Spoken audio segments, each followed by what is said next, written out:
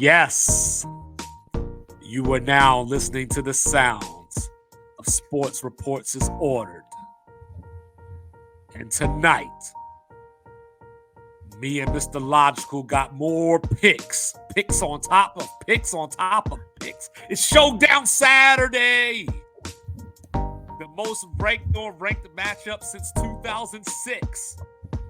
Right now, we're watching the Giants and the 49ers 17-12. Penalties are amok. It's ridiculous. But Mr. Logical, what it do? Yo, once again, want to thank the fans. Everybody tunes in, watches the 2-5 dailies. Everybody comments. Everyone who sends me messages. We appreciate it greatly. Like I said, we're still moving this thing along. Got a lot of episodes in, staying consistent. We stay consistent because we want to be consistent to the fans and the people who are watching and listening. So, like I said, respect that. Quick shout out to my son's football team today. They told me yesterday, hey, son, we need you to play, so we need you to start at quarterback tomorrow. He was like, I got it. Went out there, threw 2 touchdowns, beautiful dots all over the field. Then he ran for one, a la Lamar Jackson. So shout out to my son Josiah. He's like he keeps moving teams. There's like 3 teams in his high school, so he's constantly moving around. But he keeps his head up and he keeps grinding. The coaches recognize it, the players recognize it, he recognizes it. His mom was about to cry. It was great. It was a great afternoon. So just want to give a shout out to the Northern Burlington Greyhound freshman football team with the victory today. They forced 5 fumbles. I mean, they were just all over the place. It was tenacity on top of tenacity on top of tenacity, and that's how you win football games. So respect to them. More dimes than Danny. Yo, You know I'm telling More you, dimes than Danny. Mike saw the highlights. Mike got. I sent Mike the highlights. They were legit. They were legit highlights. So, of course, ladies and gentlemen, it's that time of show where we take it to the chest and we get it off. Hit the ground running. Yeah, so I was all over the place today. I was mad about so many different things. Why Kyle Whittingham won't tell us if Cam Rising is playing or not. You know, why does Brock Purdy get all this credit for throwing screen passes? You know, like just all this stuff was on my mind. I was trying to figure it all out. True story. He was mad about the 1993 national championship. Yes, I was mad about the 1993 national championship that my team won. My team won, and I was still mad. And I'm about to tell y'all why. So, like, every time I talk about college football with everybody, because, you know, college football is my baby. It's my favorite sport. Ever since I was like 7 years old, I came downstairs, saw the Seminole chant going on that the Atlanta Braves stole and that the Kansas City Chiefs trying to borrow. You know, all this was going on. I saw Deion Sanders. I was the original Deion fan when they was out here making music videos, rapping, and then got shut out by Miami, and I was still here. But when I look at college football, like one of the beautiful things about the sport is this sentiment that every week matters. It's a lie. It's a lie, because just like in 1993 when Notre Dame beat Florida State head-to-head, but somehow Florida State won the national title, somehow in 1999 when Oklahoma won the national title because they played Florida State, even though Florida State lost to Miami, who lost to Washington. As we bring it present day, last week, and you know, like, don't nobody call me biased after this.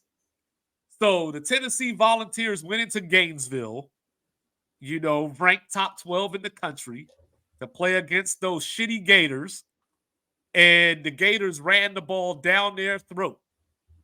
Yes, sir. May I have another? You know, they got into the fisticuffs during the kneel downs and all this kind of stuff. SEC rivalry, we love it, right? Florida beat them by 13 points. So then I look at the top 25, you know, all the stuff. And I know the playoffs are going to figure it out later, but, you know, this is what we got right now.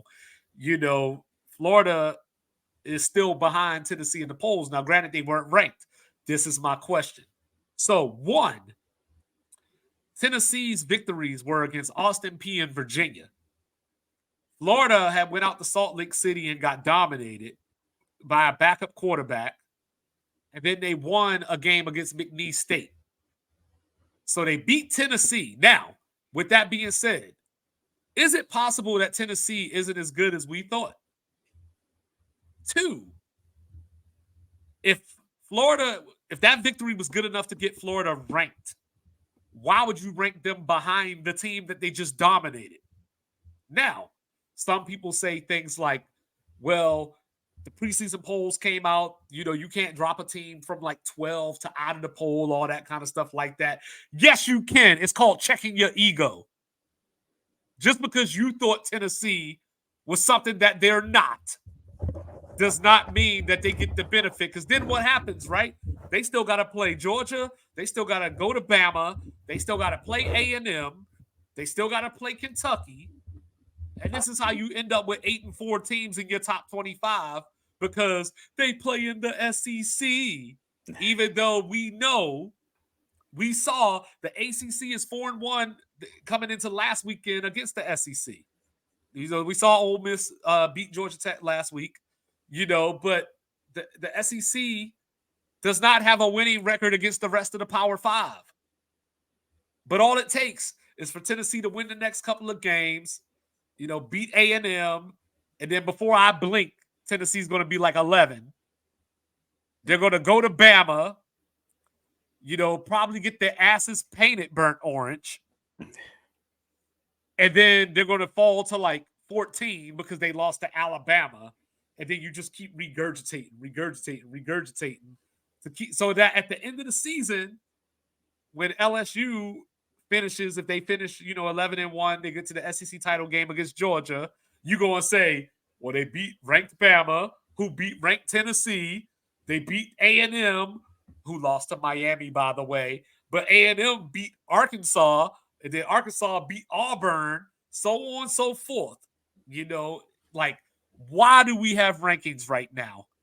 Like October 1st, give us the rankings. Or I'll do you one better. Don't rank nobody until it's time for the playoff ranking to come out because that's the only ranking that matters anyway. The only reason that the AP still exists is so I can do what I'm doing right now.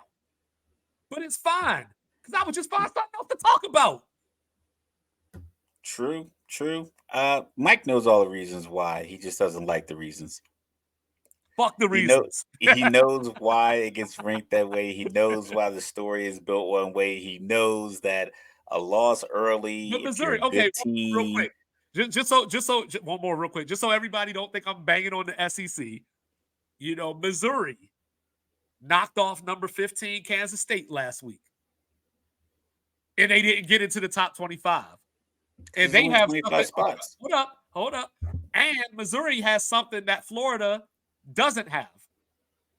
They have a 0 in the loss column. So like if you can't get ranked by beating number 15 versus you beat a team and you're still ranked behind them, go ahead and get it off your chest, man. I'm done. I mean, like I said, I feel you on it, but in order to keep the narrative going and keep the storyline going and keep it interesting, you need little tidbits. Because if it simply was a matter of, all right, you best 20 boxers go out and fight, it's like, okay, you get 10 fights out of these 20 boxers. But if I can rank you guys and say, okay, you are the top dog to beat, that means anybody that fights you is going to draw more attention, is going to sell more seats and tickets, is going to draw attention, is going to draw. So you got to create the narrative. Like, listen, I'm not a fan of reality TV. Sports are my reality TV. And even with sports and everything we have going on, like I said, I had a great time today at my son's football game. They play on the same size field as professional NFL players. But there's no drama and narratives and storylines with them other than these young men are having the time of their lives playing football. Shout out to Varsity Blues. But in NFL, it can't just be, these dudes are playing well inside the painted lines. It has to be something else. It has to be who's going to get comeback player of the year, who's going to be the MVP, who's going to win coach of the year, who's going to get fired, who's going to get the contract. Everything is like all these other things outside of the painted lines. But sometimes that stuff outside the painted lines affecting the things inside the painted lines bother me. Case in point, the NFL MVP rankings preseason and during the season and the conversations in the off season are so boring and ridiculous. And then on top of that, they're just you can't even justify it to me with words. And people are like, oh, what do you mean? Because so and so is having a great year. Cool. Or you can say Tua's having a great year. He has 4 touchdowns, 2 picks. He throws it to Tyreek Hill. Tyreek Hill does all the running. Baker Mayfield has more touchdowns and no interceptions. Uh, but Tua Tagovailoa is plus 500 to win MVP. So that means you bet $100 on him, and he wins it. You get your $100 back plus 500 more. Baker Mayfield is plus 15,000 at this point in the season. They played 2 games. His numbers are better. I give you a guy like TJ Watt, defensive player, already turned a TD for a touchdown and a victory. Got a couple of sacks in that game. He is plus 12,000. Tua is ahead of Patrick Mahomes. Patrick Mahomes is 1-1. They didn't look. They only scored 17 points against Jacksonville, and they lost week 1 at home. Okay, so he's second. But then we get Josh Allen, Jalen Hurts, Trevor Lawrence, Lamar Jackson, Justin Herbert, Joe Burrow. Joe Burrow had 82 passing yards in his first game. 82. And he's 0-2. And he's 0-2. So he went 82 yards and lost. And then, what, a couple hundred yards and an injury and lost game 2. He's ahead of Dak Prescott, who's undefeated. They're both ahead of Brock Purdy. Derek Carr, Jared Goff. You get down to 14 before you get Christian McCaffrey as a first non-quarterback in MVP odds. And then right after Christian McCaffrey is Jordan Love, then Tyreek Hill. Tyreek Hill's on pace for like 2,700 yards receiving. Justin Jefferson, let's highlight him. He's behind Geno Smith. Mac Jones, Justin Fields, Jimmy Garoppolo. Kenny Pickett's ahead of TJ Watt. Kenny Pickett looked awful. They needed 2 defensive touchdowns. They have 4 turnovers from Cleveland, and Kenny Pickett could do nothing with this. You got Desmond Ritter. Desmond Ritter's ahead of Aaron Donald, Nick Bosa. Travis Kelce and Sam Darnold had the same odds. So all I'm saying is this. Get rid of the MVP award and just call it best quarterback and most impactful player or something. Because the MVP, there's no value. There's never an offensive lineman on here. A wide receiver has never won it. Think about wide receivers that won the Heisman, but yet they can come to the NFL and they're never the MVP. Devontae Smith won the Heisman with Mac Jones throwing the ball with all these weapons around, but they still recognize like, okay, the Heisman Trophy goes to Devontae Smith. He is the piece that gets Mac Jones over the edge. And these guys get to the NFL and they completely forget that Tua has to throw the ball to someone. Patrick has to throw the ball to someone. Jalen Hurts is like, it just, the award, the narrative is like, I don't care about the story about how Tua's coming back from the injury he had last year, and that makes him MVP. How did you perform? Because it was for years that Russell Wilson didn't get an MVP vote, and he had been to 2 Super Bowls, and he had And never gotten a vote. I thought he should have got one MVP at least. At least one, at least some votes. He didn't get a vote. So it was like, what are you looking at? What are you looking for? So I figured NFL. I mean, you got the storyline, you got everything else that you need. Face ID, so I can get back to these odds. But just scrap it. Just scrap it all together, or just call it the most valuable quarterback award. Mm-hmm. Just flat out, just do it like the college does it, where they have all these awards for all these different positions, and then just have the most valuable quarterback award. Because right now, that's what it seems to be, with Jordan Love having the same odds as Christian McCaffrey. So And we got the San Francisco 49ers kicking the field goal to take a 11-point lead. It's up and it's good. So 23-12 San Francisco. They just started the fourth quarter not too long ago. So, Giants still have a chance to make a move. But yeah, like at this point, like you see that was the argument in college, but then Devontae Smith won. We've seen Mark Ingram win it, so on and so forth. Reggie Bush, Reggie Bush won it. I don't care what Vince they Young should say. have got it. It's still. Vince Young was carrying Texas that year. I could see it. I could see it. Reggie Bush's numbers were crazy, I but he was know. on a Okay, crazy squad. Vince I could Young see it. was the squad. Okay, it's one of those things for me. Like I agree with that. I can agree with that. Like it's one of those things that Reggie Bush was so great that I don't have a problem with him winning the Heisman. Yeah, But yeah, like Vince McCarron is probably Vince Young is probably more the just like when we talk about the NBA. I was on the Chris Paul train for some years. Like he should be the MVP, but he don't Steve score Nash enough. butchered that. Yeah, Yeah, Steve Nash winning it back to back was like, nah, we can't do this. yeah. We Because I gotta thought give Chris it. Paul had an argument the year he was in Oklahoma City, like the one But they were MVP trying to tank. Yeah, the one MVP that Kobe got. I thought Chris Paul should have had, and Kobe should have had two other ones though.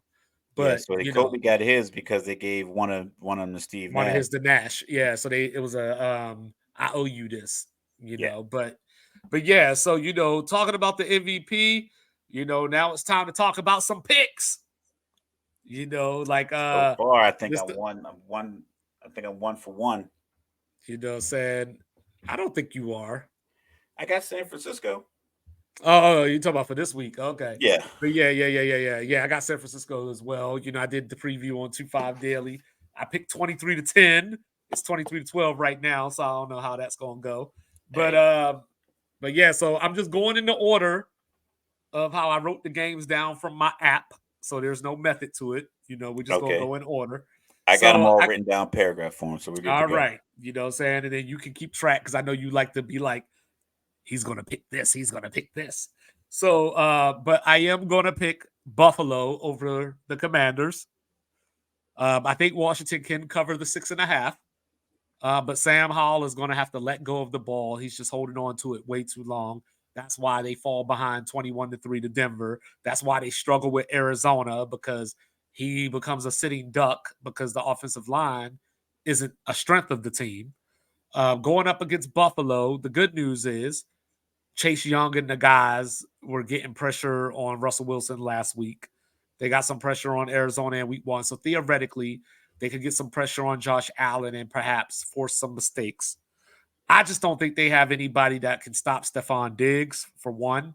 I think that Buffalo, they ran for 182 yards against the Raiders last week. So if they're going to stick to the balance game, then I think they can keep that pass rush on their toes long enough to get some timely scores. So I still think a close game, something along the lines of 27-23. Okay, I like that pick. But when you said you don't think you can stop Stephon Diggs, it made me think of something that Kobe said.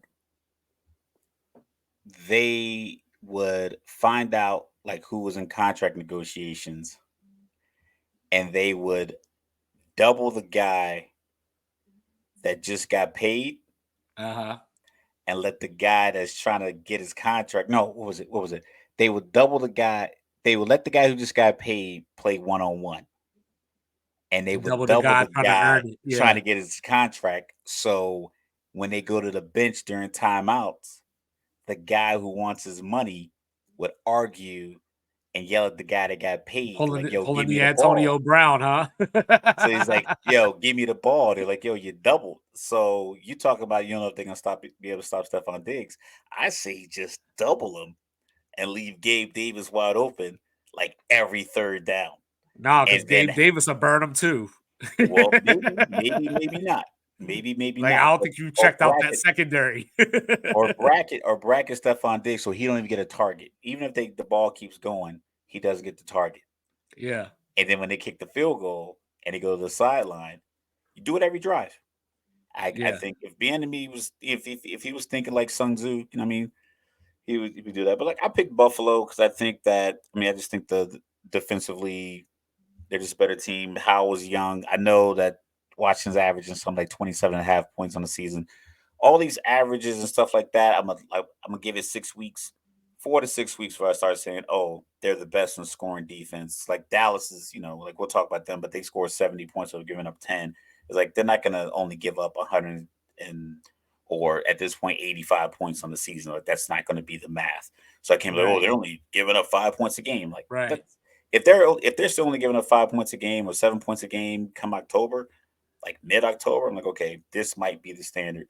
So they're putting up points to Washington. I think Sam Howell looks confident, which I think is key in quarterback play. I think some of these young quarterbacks aren't playing with the same level of confidence. A lot of these second year guys that started late, like you got Ritter, and then you got Jordan Love playing. Now he's like in his third year, but I think he's Mhm. playing with confidence. I just think that the Buffalo has the weapons, they have the talent, and they have the more physical quarterback who is kind of the engine of the team. So I think Buffalo is going to pull that one off. Like So I 20, think 27-20 sounds like a good Yeah, score. I think Sam Howell, I think Josh Allen is what they're trying to turn Sam Howell into, or at least that's what Sam Howell thinks he He is. seems a little So small. He's smaller though. yeah, He's he is small, but he undersized, plays like like that. 6'1", 215, something like that. Someone that ran 6'2", You listed at know, 6'2". he plays like that though for some reason. And then we got the first playoff game of the season Let's happening hear it. up in Minneapolis. The Chargers and the Vikings, because the loser is probably not making the playoffs. The loser is probably, they're still alive. It's still early in the season, but coming back from 0-3 is hard, especially if it's the Chargers, you haven't even played Kansas City yet, and you're already Yeah. 0-3. And you might split with Denver at the very least. You still got Buffalo, you still got Dallas. So that 0-3 becomes real thin margin for And error. you still got your two Raiders games too. So like they still have their whole division open. Yeah. Yeah. Whereas there's Minnesota goes 0-2. You know what I mean? They're in the north, so can Jordan Love maintain how he's been playing all season? Is Detroit for real? These are still questions that we have. So Minnesota could probably afford the loss more than the Chargers. I'll say that. Neither one wants to lose. Correct. But but All I'm two gonna and pick one's on the table. yeah, but this is one of those games. This is one of those specials where I'm going with the home team. I'm picking Minnesota. We talked about luck last or Tuesday. We talked about luck where the Chargers haven't turned the ball over yet. Minnesota had 6 lost fumbles. So I think this is just one of those games where it's a perfect storm. I don't know where the Chargers mentality is after all the Staley talk. And, Austin Eckler called them out after week 1. And then they come back, and I don't even know if Austin Eckler is playing this week. So when he doesn't play, I don't pick the Chargers. So for the time being, I'm going with Minnesota. Minnesota's a good pick. I like that pick. I like it because Kirk Cousins' relationship with Justin Jefferson, Hawkinson, and now Jordan Addison just making plays. I think they just acquired Cam Akers this Yeah. week. Yep. I don't know if he'll be ready to play Sunday, but I imagine today's Thursday. I'm pretty sure they can figure it out. Uh, I just think that they'll be able to, if they get down 10-3, if they have a bad first quarter, I think they will be able to overcome it and perform because keep in mind they only lost to Philly by possession. Granted, it was a late touchdown, but he threw 4 touchdowns against Philly's defense last week with that front. The Chargers have had problems from a leadership standpoint since last season. I believe Eric Mangini, I saw on First Things First, he brought this up, and I remember seeing it. They went for it on their side of the field, and Keenan Allen was home. He didn't travel with the team, and he tweeted, "What the fuck are we doing?" Exactly. He didn't say That what the was hell. He said yeah. that.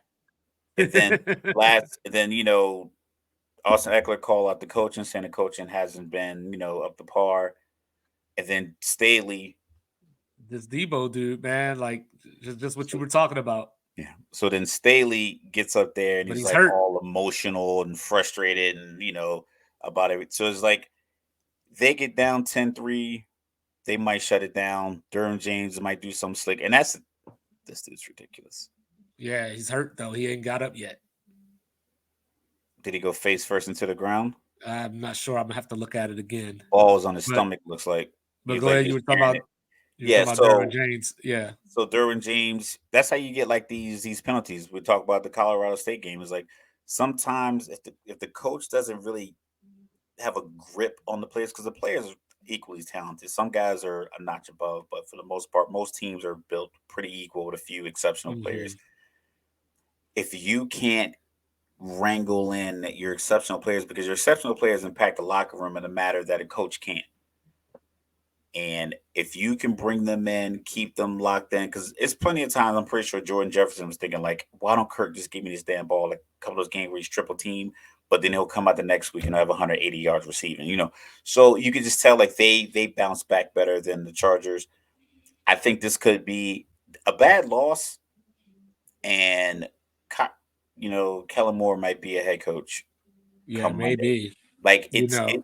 I don't I would I'm not like I said I'm not trying to leverage that upon this man and his family and make the move or whatever the case may be, but I think it could be a situation where that 27-0 lead that they had, if he just would have lost that playoff game in regular fashion, it's like it is this young team first time making the playoffs, you're on the road, you lost to a team that is on up and they're on the rise. This is going to be your matchup for years. But when you had them pretty much at a 9 count and they stood up and came back and knocked you out. So yeah, Yeah.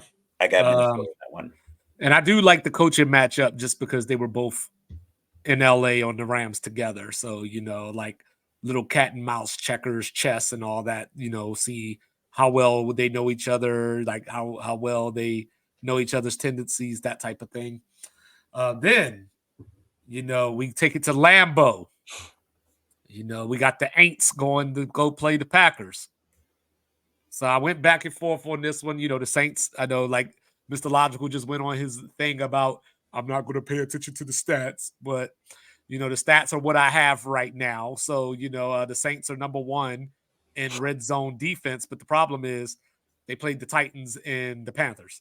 Hence So why I, you don't pay attention to the what I'm stats. saying? It's So not I don't enough. know what It's that not enough means. yet. It's not Hey, enough yet. it's what we got right now, and it's But it's not conversation. enough. It's conversation. Jordan Love, Green Bay should have won that game in Atlanta last week. They they Hey, they shoulda, they coulda, they woulda, laid player. down. Yeah, Yeah, I so know, it is what it is. But I'm going with the home team. childish. Aaron Jones still hasn't practiced, but Christian Watson has been a limited participant. Jamal Williams looks like he's going to miss the game for the Saints.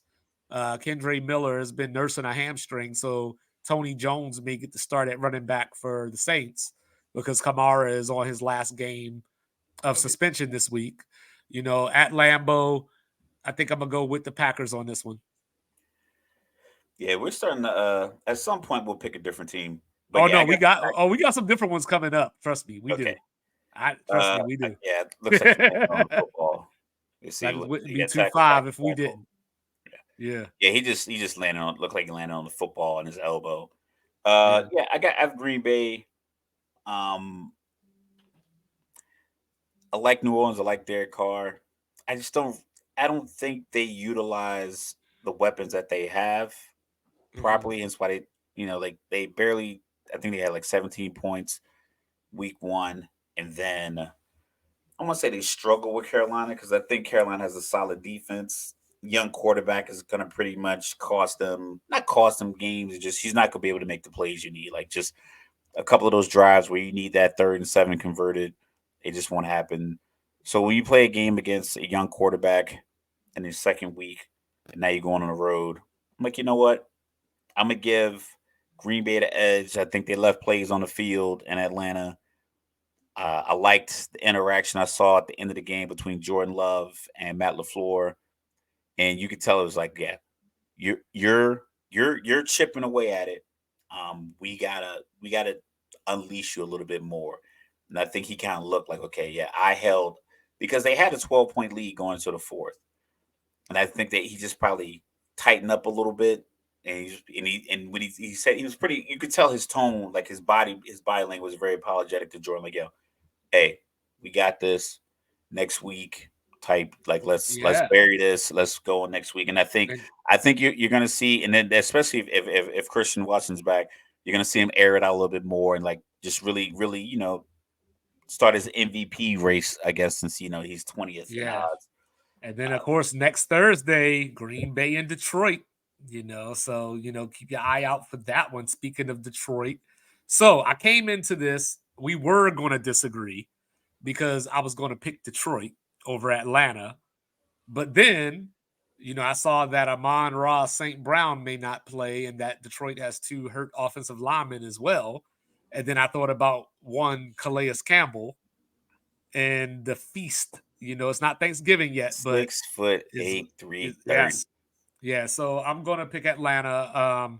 Last week was probably very confidence building because I know, as we were messaging and you were going in about how Desmond Ritter was the worst thing on the planet. First, all Desmond right, Ritter, I'll clarify that when he's done. Keep going. Desmond Context. Ritter, and I told you I just don't like Art Smith, but I think pulling out that game against Green Bay the way that they did, I think will bring a new element of confidence to Ritter and to the offense in general, and maybe they'll open up a little bit. But um, everything being equal, I would have probably picked Detroit, but once I saw the injury news, I decided to go with Atlanta. Yeah, of course. I mean, I picked Atlanta, but if I felt like there was no chance or whatever, I'd be honest. But Yeah. I think Atlanta's a good shot in this game. I did like the plays that Ritter made towards the end of the game. I liked that Arthur Smith went for it with like a minute or so left on fourth and short because he could have kicked the field goal there, but he would have given the ball back to Green Bay with like a minute and 40 something seconds left after the field goal, only being up 1 point. Because they would have kicked the field goal, they would have gone up 25-24, and then they would have kicked it back and they would have over a minute. So I like the fact that he didn't play scared. He went for it, got the first down, kept going, and then it was fourth down inside like the 10.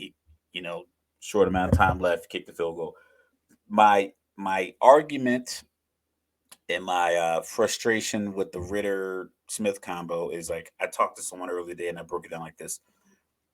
When Jared Goff and Sean McVay got together, you can tell that McVay's playbook and Goff's ability married up.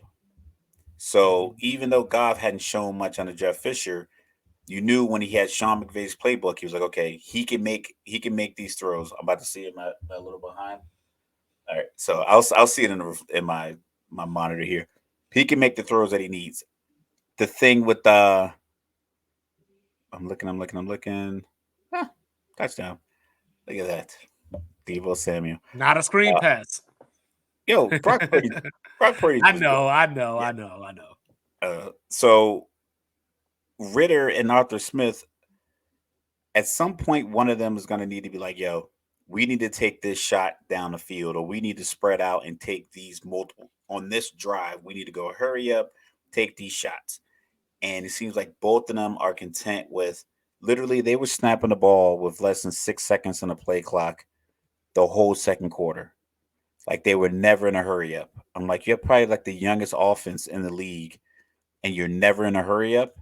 And I just sitting there like the defense knows now. You're at 5 seconds. You can't make any more adjustments. This is what you're gonna run. But if you get it at 20 seconds, 16 seconds, snap it and go, you might catch somebody in the heels.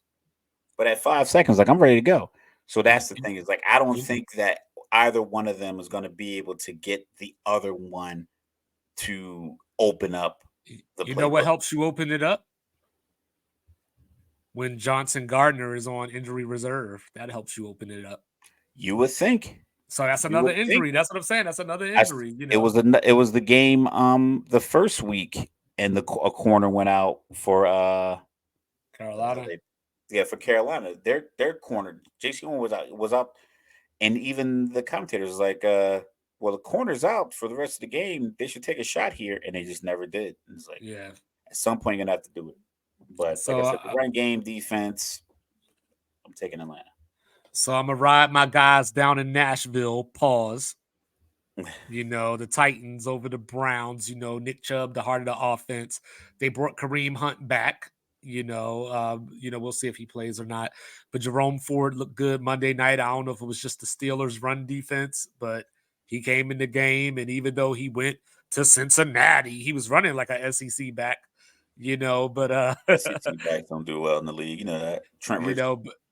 Well, Tennessee's got a SEC back that does well in the league, and Cleveland's going to get a full dose of him.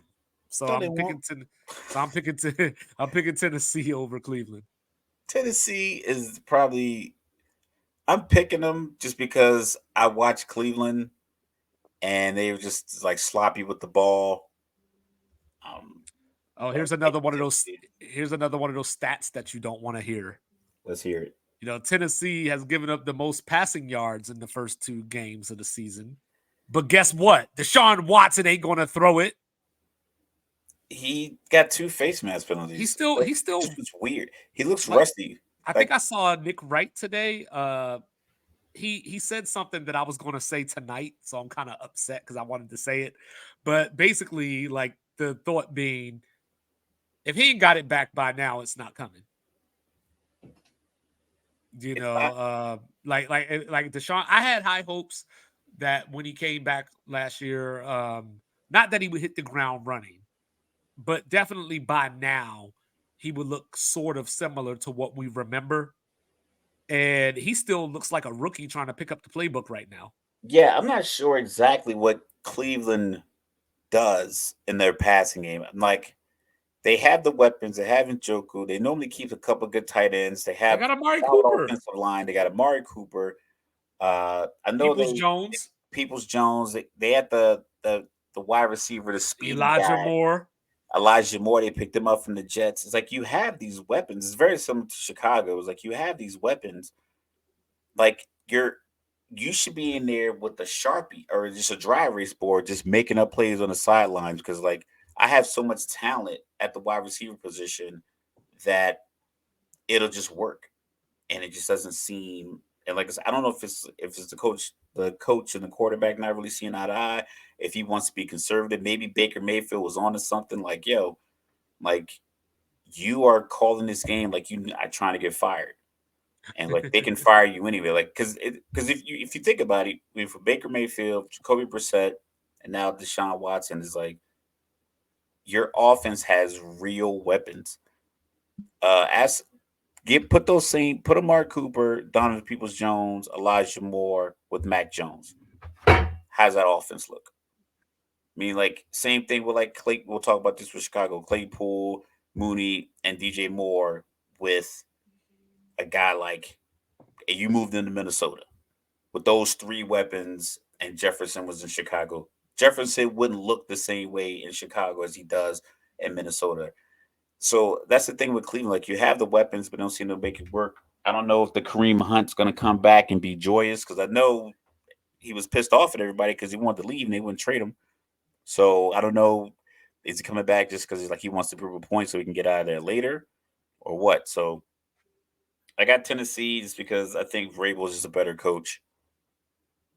What are we looking at? What's the weird? I don't understand the personal foul there. Like, so Slayton makes a catch near the sideline. He's getting tackled. Greenlaw comes across, gives him an extra hit while he's in bounds. Did the whistle blow? I'm not sure because I'm on mute and everything. I got on mute too. But I'm not sure. But I was just trying to figure out, like, because the hit, like, he was in bounds. He was way in bounds. That's what I was trying to figure out. Like, unless they were trying to say he was in the grasp. But so what? It's called gang tackling. You teach it that. You teach it to 6-year-olds. Okay. So continuing on. Every referee, listen, every doctor and every referee are both good at their jobs. We don't necessarily have to get into this one because I'm sure we'll both just go, yeah, Jacksonville's gonna beat Houston. Yeah, but you know what? That's gonna be the upset of the weekend. Hey, CJ Stroud, 384 yards last week. No interceptions. And you know what? Jacksonville won the division last year. and Houston won 3 games last year, and they split the season series last year. Houston seems to, I think they're 4-1 or something along those lines against Jacksonville since Trevor Lawrence got drafted. So it's just one of those things, but I'm picking That could be the Jacksonville. trap game. I'm picking Jacksonville too. What else you All got? right. All right, you ready to disagree now? I bet you we're going to agree. No, I think we're going to disagree. What you think, America? Here we go. You ready? Get the drum ready. Give me the Jets. Yeah, we definitely disagree. See, told you. I knew it was coming. We definitely disagree on that. Give me the Jetropolitans. Why? I need to hear this. Because the Patriots got no weapons. That defense is going to come out like a buzzsaw. And he wears number 2 for the Jets. That's their weapon. Well, hold on. He's so last year, hold on. I'm glad you said that. Because last year, in the second game that they played against each other, Zach Wilson started. He went 9 for 22 and had 77 yards. You know how that game ended? 10-3 on the that was the punt return where they didn't call the penalty or whatever, like all that stuff. So I just feel like. But you got to keep in mind, Matt Patricia was calling plays last year. He definitely was. But I also think that, like I mentioned the other day, Mac Jones has looked better than I think either one of us has given him credit for previously. Like we thought we were kind of out on Mac Jones. He looked a lot better these first 2 games. But Philly brought the pressure, from that standpoint. Miami has a pretty decent defense, but the Jets may be the best defense in the league. So I need Mac Jones to show me this against the Jets, first of all. Second of all, Brees Young, is going to 23.5 points. Or Brees Hall, I should say. Who, the Jets? Yeah, they're giving up 23.5 points.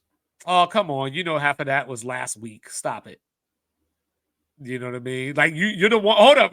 I'm not going to look at these stats. I'm not going to look at these stats. I think the Jets' top defense storyline is, we're going to say it every week. And the reason certain defenses are top defenses, it isn't because they have just playmakers that make plays every single drive, is that they put the offense in position to succeed, and then in turn it puts pressure on the opposing offense. So the Ravens teams and all these teams with top defenses, they get you to turnover at the 50, they get you to 3 and out, they give you the ball back. They get you the ball back, so then it gives you opportunity for guys like Flacco, Purdy. Well, that's kind of the thing, though. Take shots at the end zone and get points. Because once you go up 7-10-0, now the defense doesn't have to worry about the pass or the run. The reason like top defenses a lot of times have, like we'll talk about with like the Rams in the Patriots Super Bowl. They were like, you know what? We are not going to give this opportunistic defense a chance to change the momentum. So the Patriots, they play to that no matter what. I think Bill Belichick doesn't mind it being 3-3 because he's like, my team's not going to make the mistake that the other team will, i.e. punting it down the middle of the field at the end of the game. We could just punt it to the side. The last time the Jetropolitans beat the Pats? Was Obama president? It was 2015. Yes. It was week 17 of 2015. But yeah, I just think that for the most part, their part, defense isn't good enough to overcome the fact that the offense will move the ball nowhere. It's tough. Like I'll use example. Did they or did they not beat Buffalo?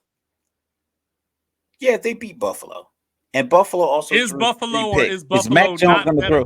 Is Buffalo better or not better than New England? They're not better than New England. They're not better coached than New England. They don't execute better than New England. Look, this? That's my gavel. Yeah, that's your gavel. And I'm about to go ahead and take that gavel, dip it in liquid nitrogen, and shatter it because they are not a better coach team. They don't operate better than New England. They never have. They have more talent currently that allows them to do things like just heave the ball deep because Josh Allen has a cannon. But as far as like executing the game, You think Mac Jones is going to get a chance to throw 3 picks? He might throw 2. If he throws 2, they're going to be like, stop throwing it to wherever that guy is, and we're just going to run. Give me that third string running back And the that we Jets are signed this going week. to stack the box and say, I But dare that's you to but run. the Jets. It doesn't matter if you can't move the ball offensively. It's only This so is going much to be energy a that same defensive. type of game. You know what I mean? Like, I got the Jets losing by double digits. okay. 20 to 3, 20 to 6. It's just Zach See, I told Wilson you we was plays going to so disagree. poorly. He plays. If you think about this, Tua didn't look great against New England. Jalen Hurts didn't look great against New England. One guy just went to the Super Bowl. The other guy is the media darling to be MVP. And both of their teams beat New England by a combined total of 12. The Jets do not have the quarterback to put the pressure on New England's defense. They're gonna smother him. He might get benched I think they're if going they to have a smother each competent other. backup. I don't think so. I think they're going to smother each I other. don't think so. You I don't know. think I don't think the Jets defense is going to get a break. All right, let's see I here. think they're going to be on the field for 10, 11 plays. They're going to run the ball down their throat because as soon as they come off the field, New England's going to have 11-play drive. They might kick a field goal. Come back out there. Zach Wilson's going to go 3 and out. New England's going to come right back out. Another 9, 10 play, 6 or 7 runs. It's Oh, going to so be one of those games where, like, I'm thinking I like don't Bill think we're Belichick. I'm thinking I like don't a head think we're coach going to over here. I don't think we're going to see Tim Boyle, you know, but Hey, listen, he was with Nathaniel Hackett in Green Bay for a couple of years, so we'll he knows see. the playbook. We'll I'm see. telling you, like Zach Hey, Wilson. Tyler Buckner knows the playbook. Hey, But I'm here we telling go. you, Here we like go. I I think we can got see him a. getting benched. I think we got another disagreement here, just based on what you said the other day. Something that you said the other I day. like Let's when we see. disagree. It's Let, very. let's let's. This is how you disagree, America. We use facts. We use facts over feelings. I like when we disagree because we can articulate why I think this way versus why you think this way. It's a All right. beautiful thing. Try it Let's see out. if we got this disagreement, because I think you said something the other day that tipped me off. But I'm taking Miami over Denver. I'm taking Miami also. Oh, come on! The other day you I'm said think, you were taking Denver. no, I don't. I don't. I looked at a When we were replay. talking about the 0-2 teams, you know, the other day, like, No, I said that they need to beat Miami. If not, they're gonna be like they could potentially be in an 0-6 hole, and that could. I think the whole see, team would now be this is the better. game that, like, how you said, the Texans and the Jaguars, where you were like, watch, this is gonna be the upset of the week. I feel like this could be the upset of the week for that reason, just because Denver is desperate. You know, as much as we think Sean Payton is overrated, you know, we both think that. But as much as we Yeah, think that, you know, this is the prime game for him to win, to get everybody talking about him again. that's what. That's. I hate the I'm, NFL sometimes. the reason I like Miami in this game because it football at its core is a game, and if you're having fun, you play loose. Like I had a friend of mine. He said he went to test for staff sergeant back in the day, like '03, and he was like, "Man, there's no way I'm gonna make it." But in the Air Force, they give you the day off before, so you're supposed to get your last minute Right, study in. right. Well, he was testing on a Friday. It was Thirsty Thursday at the NCO club on base. So him and another guy went out and just got drunk. When I got drunk, rolled into the test next morning, they're still kind of geeked up, laughing and joking or whatever the case may be. So before the test get a handout, you can talk, you communicate. He's like him and his boy just in there just having a laugh. Everyone's laughing and joking and just laughing. And then you take the first part of the test, you get a break, and then you come back, take the second part. He said after the second part, a couple of people in the class a couple of people that were testing came up to him and was like, "Yo, man, you really helped me out because I was so tense because I really want to make staff that you two just cracking so many jokes.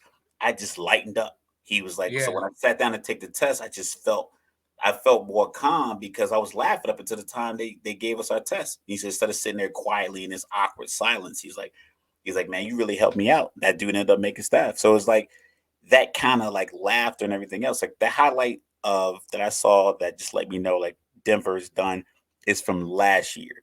The the Indianapolis Colts game when Hamler ran the slant and Russell Wilson threw it to Sutton underneath, and Hamler was wide open. And he took his helmet off and slammed it. That was like week 4. Yeah, that was weird too because like it was way too much animosity towards a quarterback that early in well, the season. especially a quarterback of Russell Wilson's magnitude. Couple of Super Bowls. Yeah, you see that with Zach They Wilson. don't Like like him. like you brought up Zach You Wilson. you see that with Nathan Peterman. You see it with Derek right, Carr. Maybe right, they don't like him. Mark Schler said this. I was watching Colin Cowherd. He was like, "I've been trying to," he's like, "I do," like he does a Denver radio show. And right. Colin Cowherd is like, "Are you giving people that optimism?" Russell Wilson. Well, he's like, "Listen, I'm trying to feed it to them. They just don't want to eat it." That was He's like, a they don't want to conversation hear I it. They had. don't like him. They say they don't. Well, that, The people in Denver don't like Russell. They Well, that don't was a like him as conversation a that I person. had earlier. That was the conversation that I had earlier because, me and you have been talking about is Russ like is his decline or whatever as bad as everybody makes it seem? I don't think it is. And I was making that case and somebody like brought up to me like, well, he was just a game manager in Seattle when yeah, he was. But there was a point where Russell Wilson was a top 5 to 7 quarterback in the league. Russell And Wilson highlights in Seattle to his passes to the back corner of the end zone, yeah, to Tyler Lockett and the back pylon to even in Doug that game against Baldwin. Green Bay that we talk about, that Oh touchdown he my! threw in that game. I mean, You, some of the stuff that he was doing in Seattle was because they believed in him.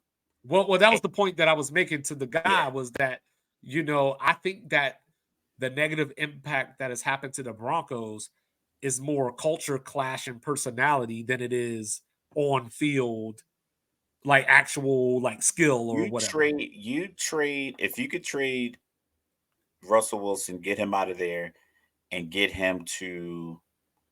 I know I keep picking on Chicago. If you get him to Chicago, if you get him with Pittsburgh wide receiver core and that coaching staff and that culture, if you get him to, let me see. Put him in New England.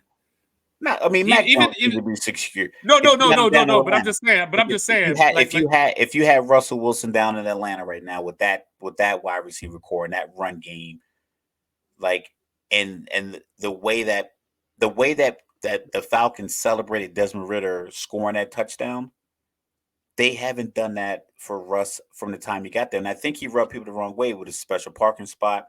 He had like this big souped up Hummer or a truck or something like that. He had his own parking spot. So he set himself up like this elitist, and he came in and he didn't deliver. They don't want him there, and this is gonna be a kind of thing where guys are gonna be out there playing, but I don't know if guys are gonna chase down right. the play They're and not gonna. hopefully They're not the effort. Yeah. Tyreek Hill gets a slant. Yes, it's going to be hard to catch him, but maybe if you run hard at the angle, you might be able to catch him at the 3-yard line because you got to juke somebody else because they're running hard. But if everybody just lets up and he just outruns him, he throws a piece on up, then Russ comes out there and they go 3 and out. The boos All are going to right. come, so yeah. All Yeah, right. I So got San mine winning that Francisco. game. So San Francisco 30-12, running out the clock. 13th straight regular season win. With no more than one turnover in those games. So, here you are, Thursday night. Then we got the battle, or at least in my mind, the battle of Baltimore present versus the battle of Baltimore past. And the Ravens are going to put it on the Colts. I don't care if it's Anthony Richardson. I don't care if it's Gardner Minshew. I remember back when Ray Lewis, was still a Raven, he was always psyched up and everything. That was a big thing. Like when the Colts come to town, it's a big deal. Those It old was him and timers, Peyton Manning. There was like you they know, were like two of the mentally sharpest what, players but offensively also just defensively. but just also from the storyline of that was the team that left Left in the Baltimore. Like middle of the night. Yeah. that was something that Ray Lewis, who's not even from Baltimore, that was something that he played up. Like, where it was like it was almost like a Super Bowl. Like when the Colts came coming, you were gonna get the best of the Ravens, and the Colts were just always, even when the Colts seemed that they were the better team, they were just never able to match that intensity. And I think that obviously this time around, I'm Baltimore's just just the looking better for an team. article that I read. Yeah, Baltimore's just the better team.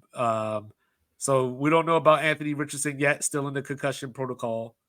So, hopefully he plays. I like to see him play. But I think Baltimore wins pretty easily either way. Yeah, I think they win easily. I don't.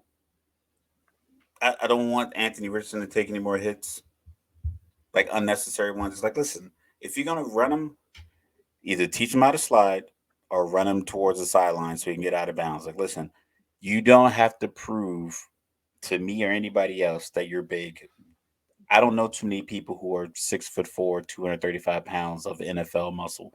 You are an elite physical specimen, but you're also running into a dude who's 6'2", 240 pounds, Right. and he's been doing this just as long as you, if not longer.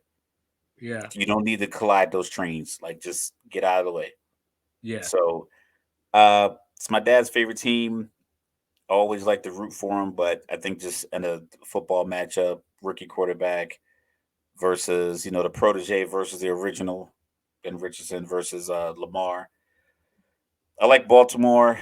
I think it's kind of easy to pick Baltimore in this game. Yeah. So I'm going with Baltimore. Yep. That's a pretty simple one. Seattle over Carolina. DK Metcalf isn't practicing, but Bryce Young isn't going to play. So enough said.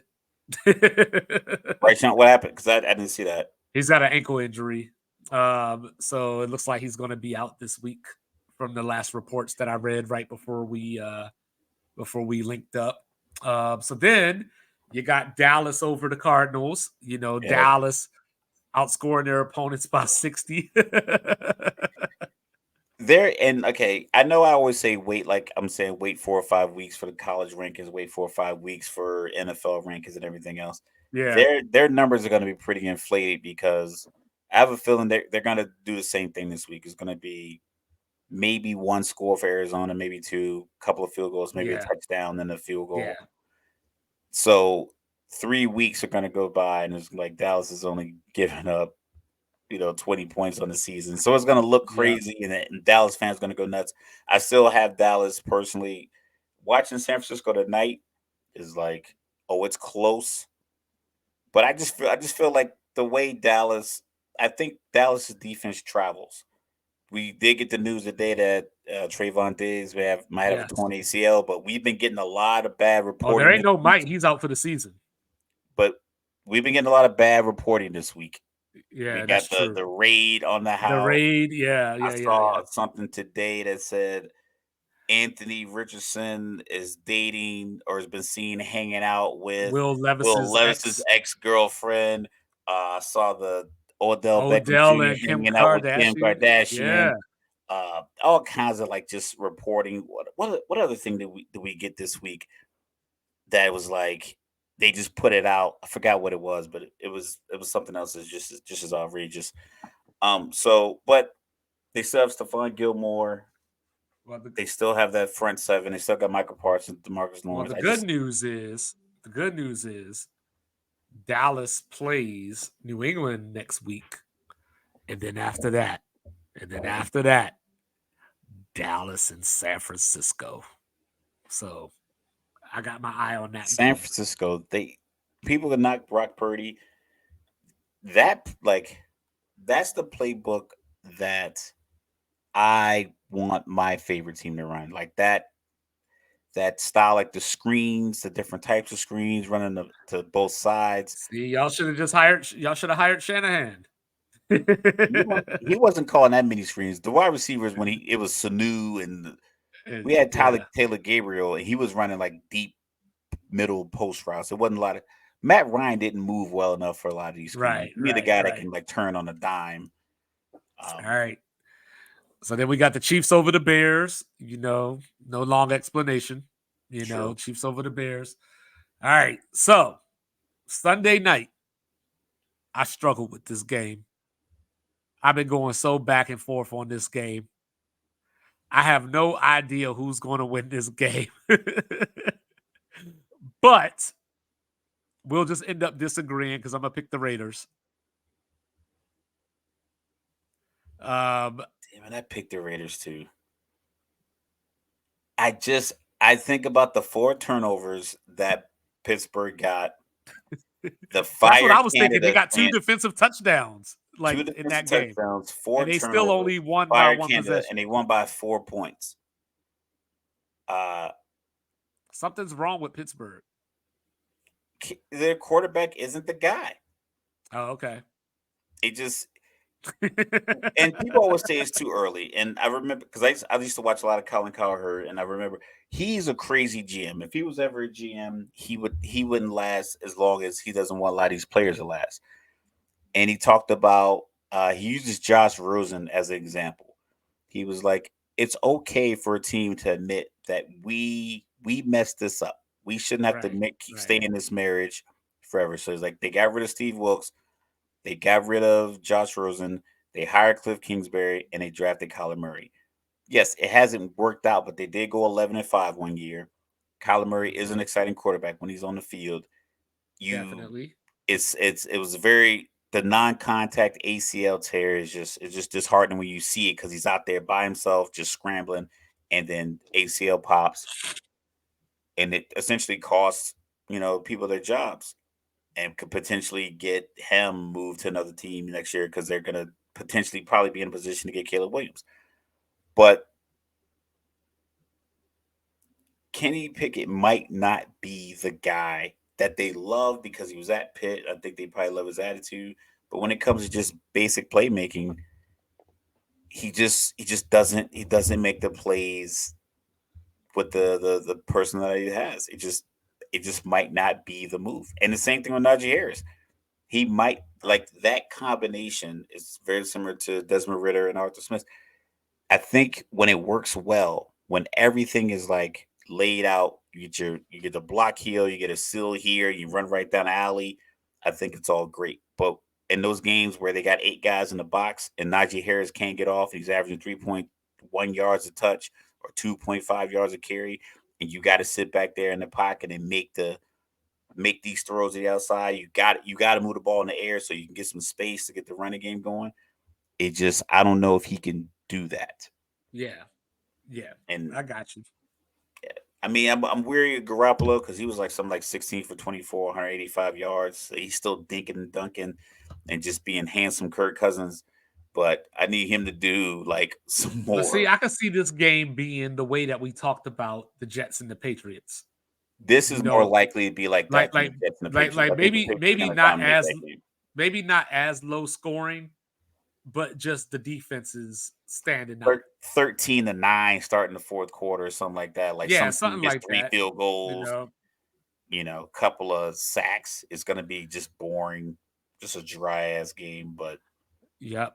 And then we got the 2 games on Monday night. We got Mr. Logical's MVP Baker Mayfield, going up against Philadelphia. I It ain't like going it. to end so well for Mr. Logical's MVP.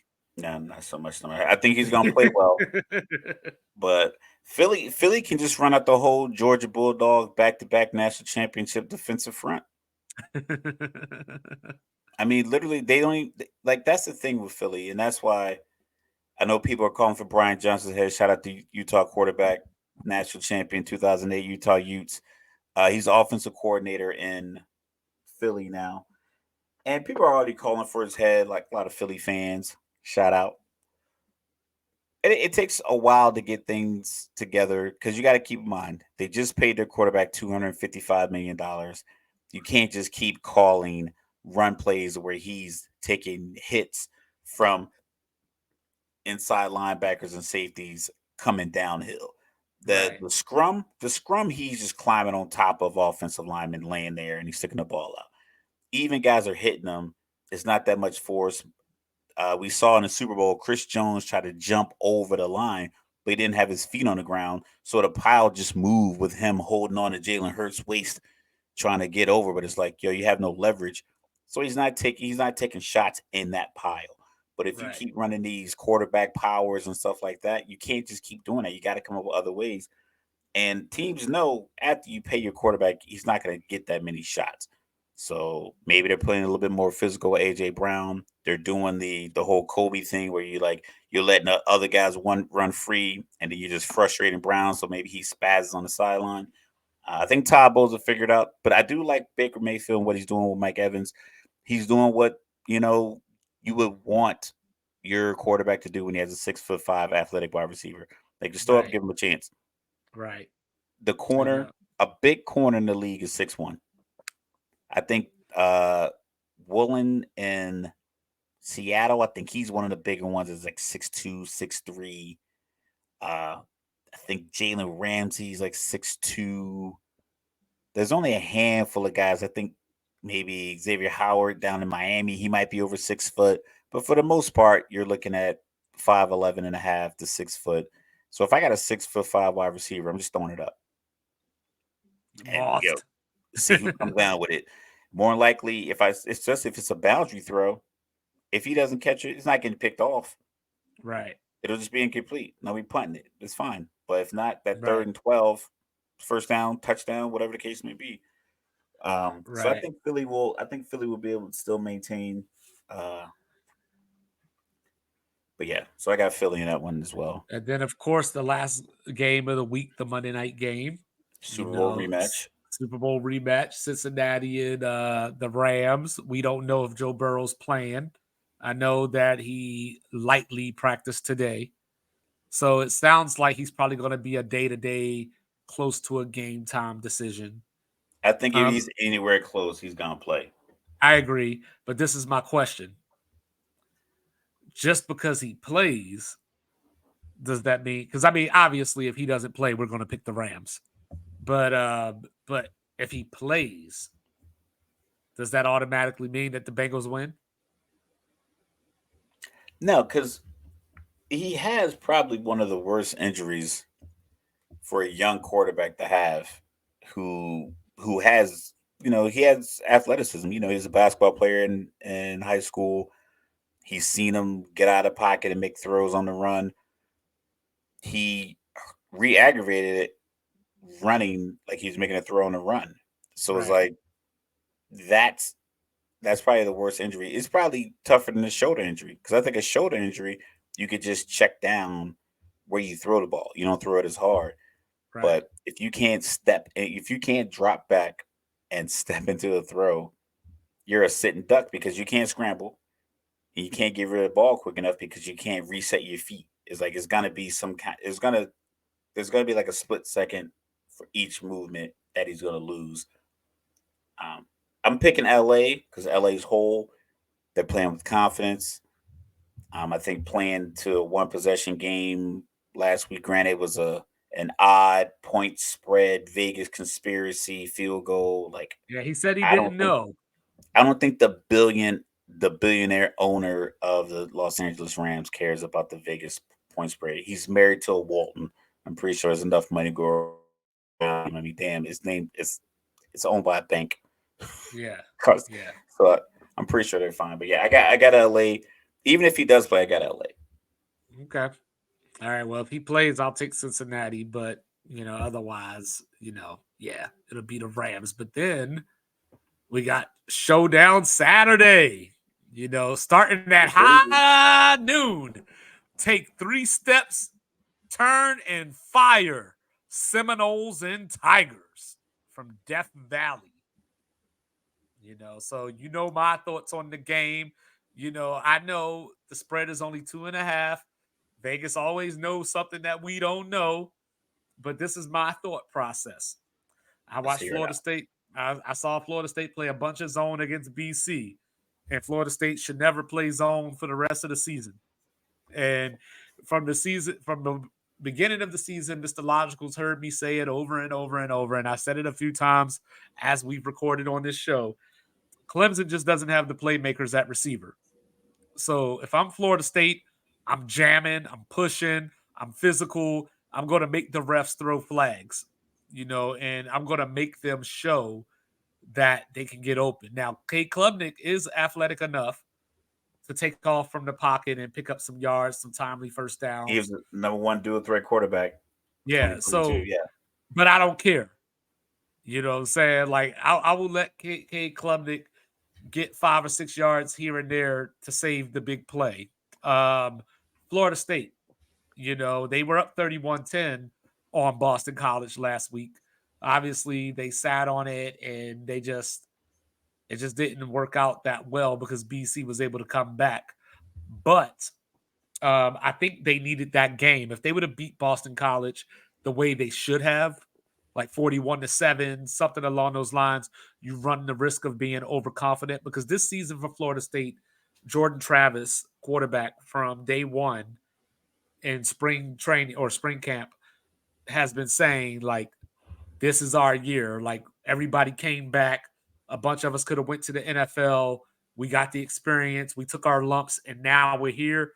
Well, a couple of weeks ago, you heard me say Texas was playing for Alabama. Everything Texas did was for that Alabama game. That's how I feel about Florida State. And I know it's cliche, but I feel like they got up 31-10 on Boston College and they looked towards Death Valley. And they said, we ready. And then they weren't. So I think they needed that. I think they needed that wake up call of no, you still got work to do because they haven't beat Clemson since 2014.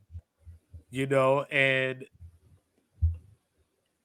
Clemson has a national title winning coach 2 times over. So you don't want to, so you don't want to discount Clemson at all. And in the original preseason projections, I picked Clemson to win this game. But now after seeing what I saw, because everybody's saying, well, look at Clemson. They're back. Look at their offense. And you know who they beat? They beat Florida Atlantic, who got destroyed by the Ohio Bobcats. And they beat Charleston Southern, who not only is an FCS team, they're FCS team that went 2-8 last year. So Clemson's just going to have to show me. And if I'm wrong, I'll come on here when we come back in and I'll admit that I was wrong. But until then, Chief is rolling. We planting the spear on that tiger paw. I'm with you. I like the older quarterback versus the younger quarterback matchup in college football. I think Stetson Bennett's could. Bless you. Oh, excuse me. I think he showed us that. Just the older, mature quarterback, the guy that can just kind of get people to rally around him. You have talent in Florida State. I think the Duke loss is still a blueprint for a team that can match, like a team that's as athletic as Duke. They can just look at that and say, okay, this is the blueprint. Because the wide receivers never got off the line. They weren't getting open a lot. It was very physical.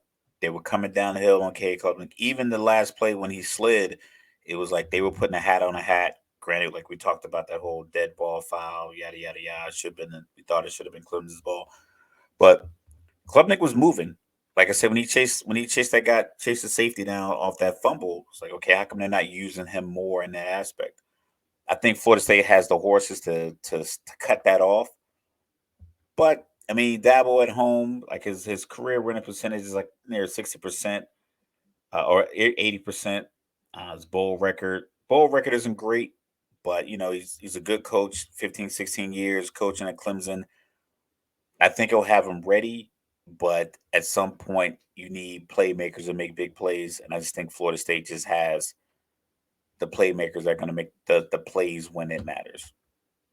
Yeah, so now I'm in a catch-22, right? Because like I said, originally I had Clemson winning this game, and then they would meet up in the ACC title game since there's no divisions anymore, and Florida State would get revenge.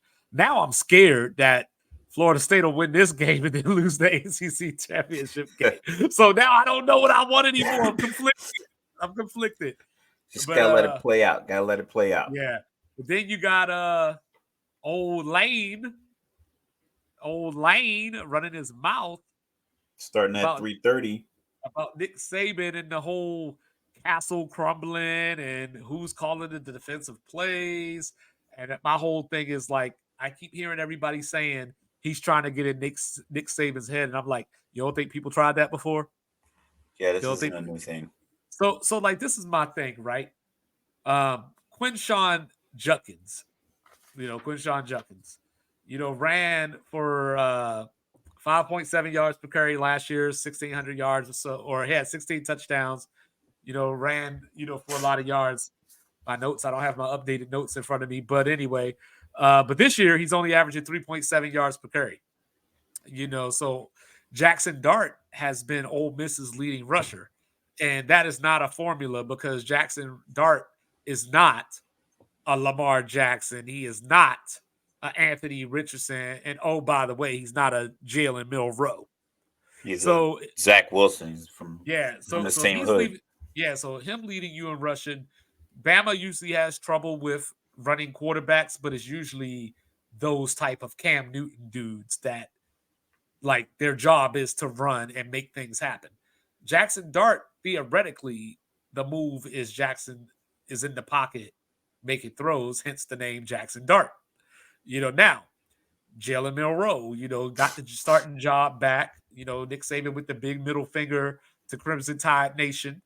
But this is the problem that I have. And I told Mr. Logical this before we came on. Everybody's talking about how bad Jalen Milroe is. I told you that I didn't think he was that good and how he had the turnover problems. But then they went out here and lost to Texas, who's number 3 in the nation. And you're going to sit up here and talk about how bad he is. Well, then don't tell me Texas is good. That's another one of those college football things. You're overrated, but I still got to give credit to the team that beat you. So Jalen Milroe is the best chance that Alabama has to win going forward. Now, if Lane Kiffin would have kept his mouth shut, I would have thought about taking Ole Miss in this game. Spread's only 6.5 last time I saw it. I would have thought about it. But now I think Alabama is going to put the anaconda on them and squeeze them. And, Mr. Logical was talking about Patriots and Jets, 20-3, 20-6, something like that. I think it'll be a little bit better than that.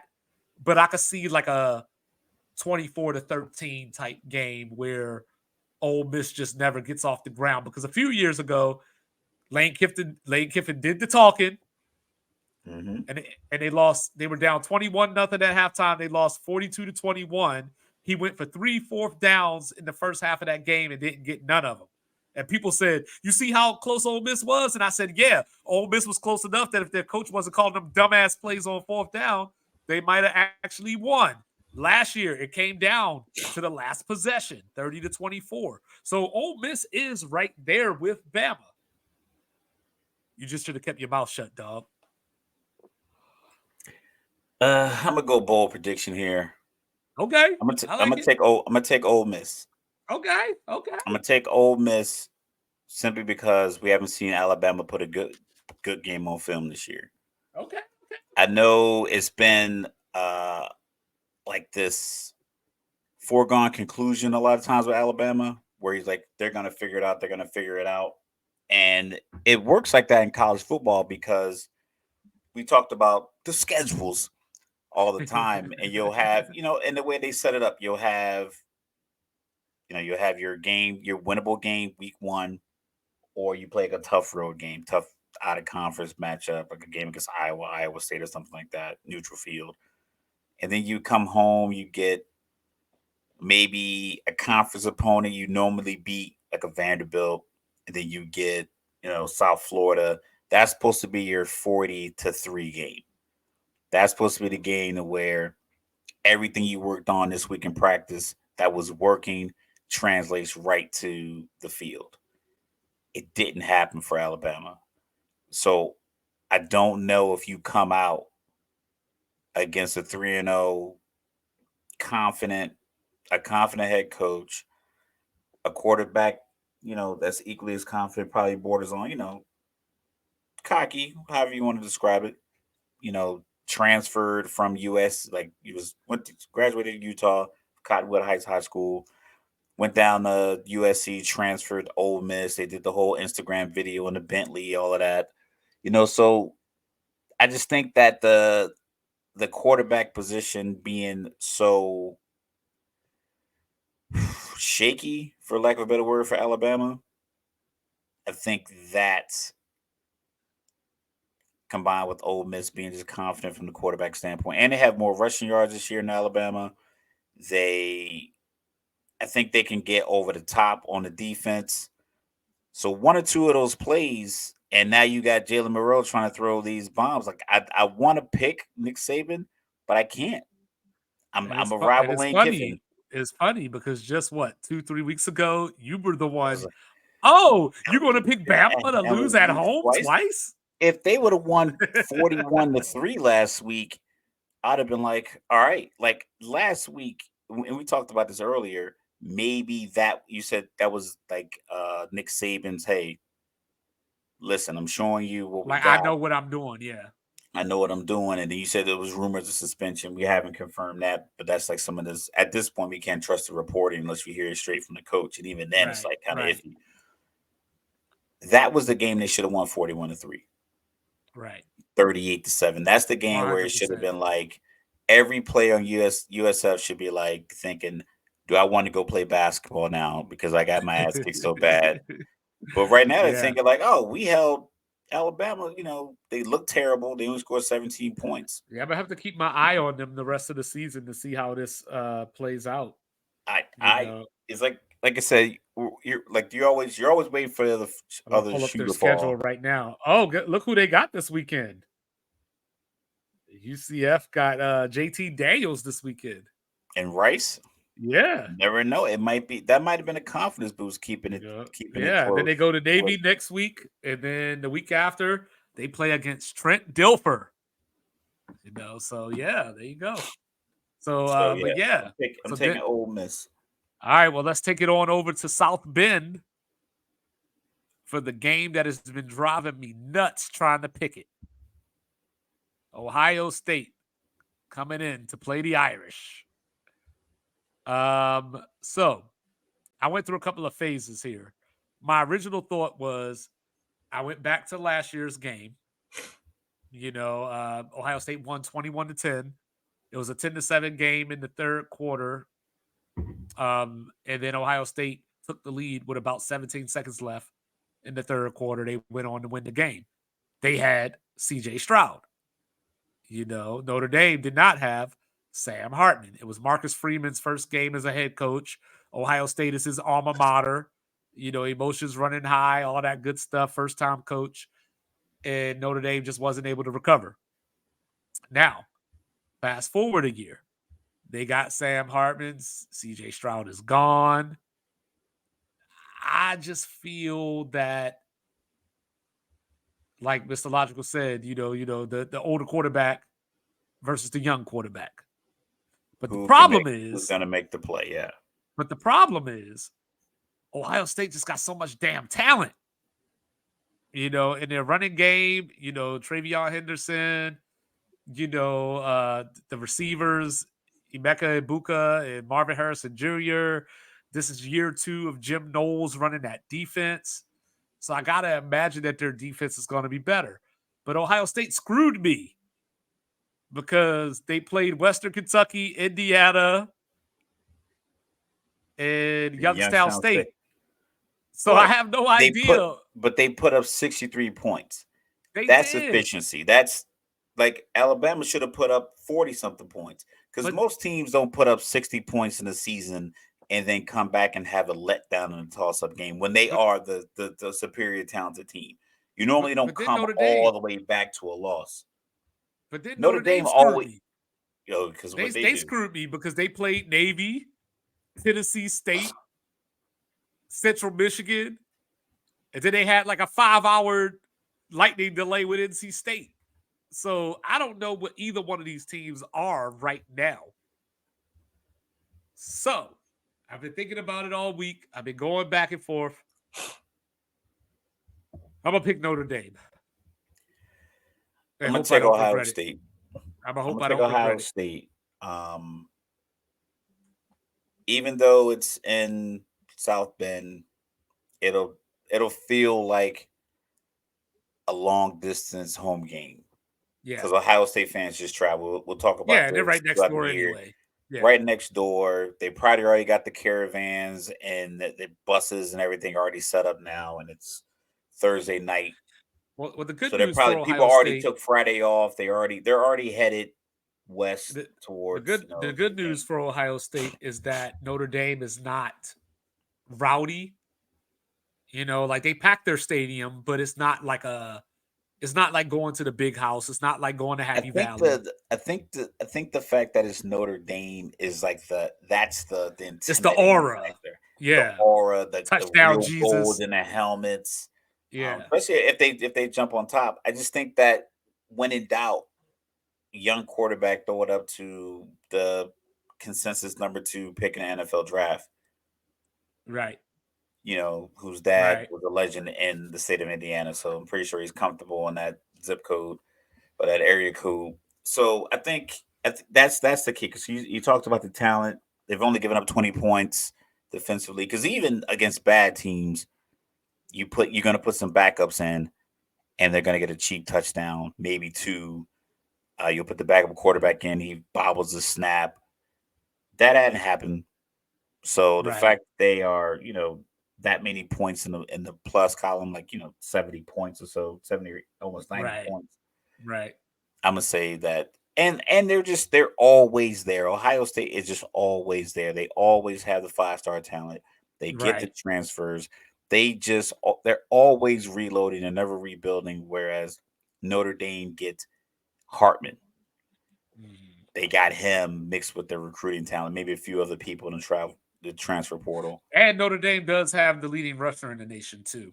But like I said, the opponents that they played, I just don't know what it means.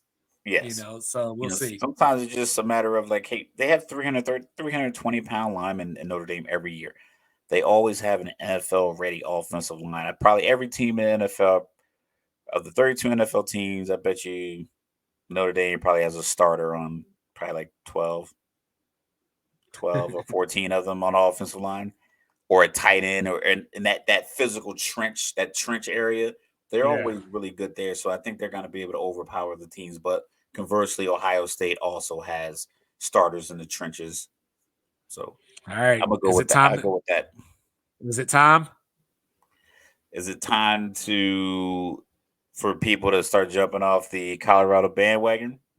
Well, I was just gonna say, is it time to go to Autzen? That's all I was gonna say. But since you brought that up, no, it is not time for people to jump off the bandwagon because I think that even the biggest Colorado people don't expect Colorado to win this game. You are talking to the wrong people because I've seen 1,000 posts about Colorado football in the last 3 days. It is, I mean, I like it. And I was watching the Raw Room and they were talking about normally, man, 10:30 at night, Colorado State. I'm not watching that game, but it was like 9 million people. 9 million people watched that game. And that's the people that could get it, that were getting it from And that's legal. a game against a G5. Yeah, so that's a legit. That's a game. That's like a game. No, I I don't like think them at no, I think 3:30 that if this week. I think that works. Uh, I think that if Oregon wins this game and if they win it like we say they or like most people think they should win it, they're a 21-point favorite. I think the Colorado people already have the built-in excuse, right? They're going to say it's year 1. They only won 1 game last year. He's already won 3 games. It's going to be excuse after excuse. Like which is Listen. Don't it's talk. not an Don't ex, talk. it's not Don't talk about the boss like that. I mean, I know it's they're not an rival in excuse. Utah, so It's it's not an excuse. It is the truth. But the problem is that I think they can win though. I think they can win too. I just don't think they will, I think if I had the 21-point especially without favorite Travis. is the part that's kind of blowing my mind because Oregon hasn't really been beating top Power 5 talent. Like they went to Correct. Hawaii, and Hawaii is pretty Right. terrible. Yeah. They beat Texas Oregon's Tech. That was their known, big win. The team that lost to Wyoming. yes, and Oregon is known for they are hype. They are the show. They're the Nike school. And then the head coach he was saying stuff like he was talking in the preseason, like in the coaches' meetings and things like that. Is like what kid wants to go to Colorado? And I think people just thought that Dion wasn't going to be able to get the players and the fans to rise to the occasion I get a lot of like inspirational videos and stuff on Instagram. That's part of my algorithm. Amongst like I get like sports clips, highlights, inspirational videos. And what I've been seeing recently is like what a difference a year in your life can make. Is like, and I've seen it in different forms, but the one I saw this week was it was a picture of the opening week 2022 season for Colorado, the audience, and it was bare. It was basically like it was like one of those bowl games that they play in the rain in the middle of nowhere. It's like bare. And then it's like difference a year can make. It's like you're one phone call, one email, one text message, one decision away from your life being this much better in a year. And then they show, the home opener when the stands are packed. I don't think that the other coaches around who have to play, Colorado, I don't think they thought that he would have that kind of impact, mainly because they probably did. They had never seen it through other levels that they coached, and they never seen that kind of impact. So I think it's a situation where there is a slight bit of a worry amongst the other coaches because they said a lot of this stuff preseason Right. when everyone thought it wasn't going to work. Right. And then last week, with them being down, and then Shador taking them down the field the way that he did, and then Colorado being able to flip that switch. Yes, they were favorites, but that favorite stuff goes out the window when it's the fourth quarter and you're down 11 or you're down 8 from the 2 yard line and you could turn it around. Like you could be as a coach, like, oh yeah, they were favorite. Like Vegas has nothing to do with it when you see that action happen, when you see the adjustment that they made just in the latter half of the fourth quarter. So Oregon's like, if we don't jump on top of them and we're in this, and then Dion's on the sideline telling players he loves them after they drop passes, or if after they run the wrong route, or if they get beat defensively and he's hugging them. He hadn't chewed anybody out. When he stuck his arm up and wiped the blood off his mouth and stepped away, it's like people see that. The players see that. Like unlike the other football team that plays in Colorado, Denver, they rally around these central figures on their team. And I think, yes, they don't have the trench players that can win those battles, but they have. When on that scoring drive, he said, I told him, give us 4 plays. 4 good Hey, plays. Yeah. give me 4 good plays. And not you haven't done this all game long. It's give me 4 good plays from now. And they went on to score a touchdown on that drive, 2-point conversion, touchdown in overtime, kicked the extra point, another touchdown, 2-point conversion. So they scored on 3 straight drives, all pressure packed drives, and then defensively came up with the game sealing interception. That carries over. And I think Definitely. all the stuff that these coaches have been saying for like the last few weeks, I think that's enough. I'm picking Colorado in this. Okay. I'm I'm gonna picking pick Colorado. Oregon. I just think that when you get to this level of opponent, and especially, playing USC next week as well, same thing. Like I think that's where the depth matters. So like they have the talent, their ones and everything, like Shador, Jimmy Horn, Dylan Edwards. They have the talent to go toe to toe with Oregon, but Oregon can dig into that bench as well. So I think that's where, and their defense from the standpoint of No Travis they, Hunter is tough. I know that I get yeah, that. yeah, That yeah, no Travis Hunter, not and then having that playmaker but stuff. not only that, but just CSU was going up and down that field. You know what I mean? They were going up and down, and it was mostly the same concepts too. Yeah, So it wasn't two even like, crossing patterns. But yeah, now it you wasn't have it like, on film. Now you have it. Now you have this is where you guys were wrong because they adjusted to it. And Colorado, like we talked about it, they should have gone for that fourth down instead of punting it. But yeah, they should have went for the previous 2-point conversion. Yeah, as Colorado got better at defending that crossing route. Who caught one? Because they threw one. It was number 2, I believe. He caught one and it was like third and five, and he ran straight out of bounds because everyone stayed home. It was like Deion said it's just a matter of like doing your job. So I think those guys did their job and they made that adjustment late. And now you have all this terrible stuff on film. Like, learning, you can learn from a win, you can learn more from a loss, but they were Right, getting right, right, right, manhandled. So I think they have right. enough film to say, yeah, they stormed the field, but these Well, Rams they ran do their that a way up lot through. though. That wasn't a CSU thing. They do that all the time. Like so Yeah. that's I just mean, the it was media. cool.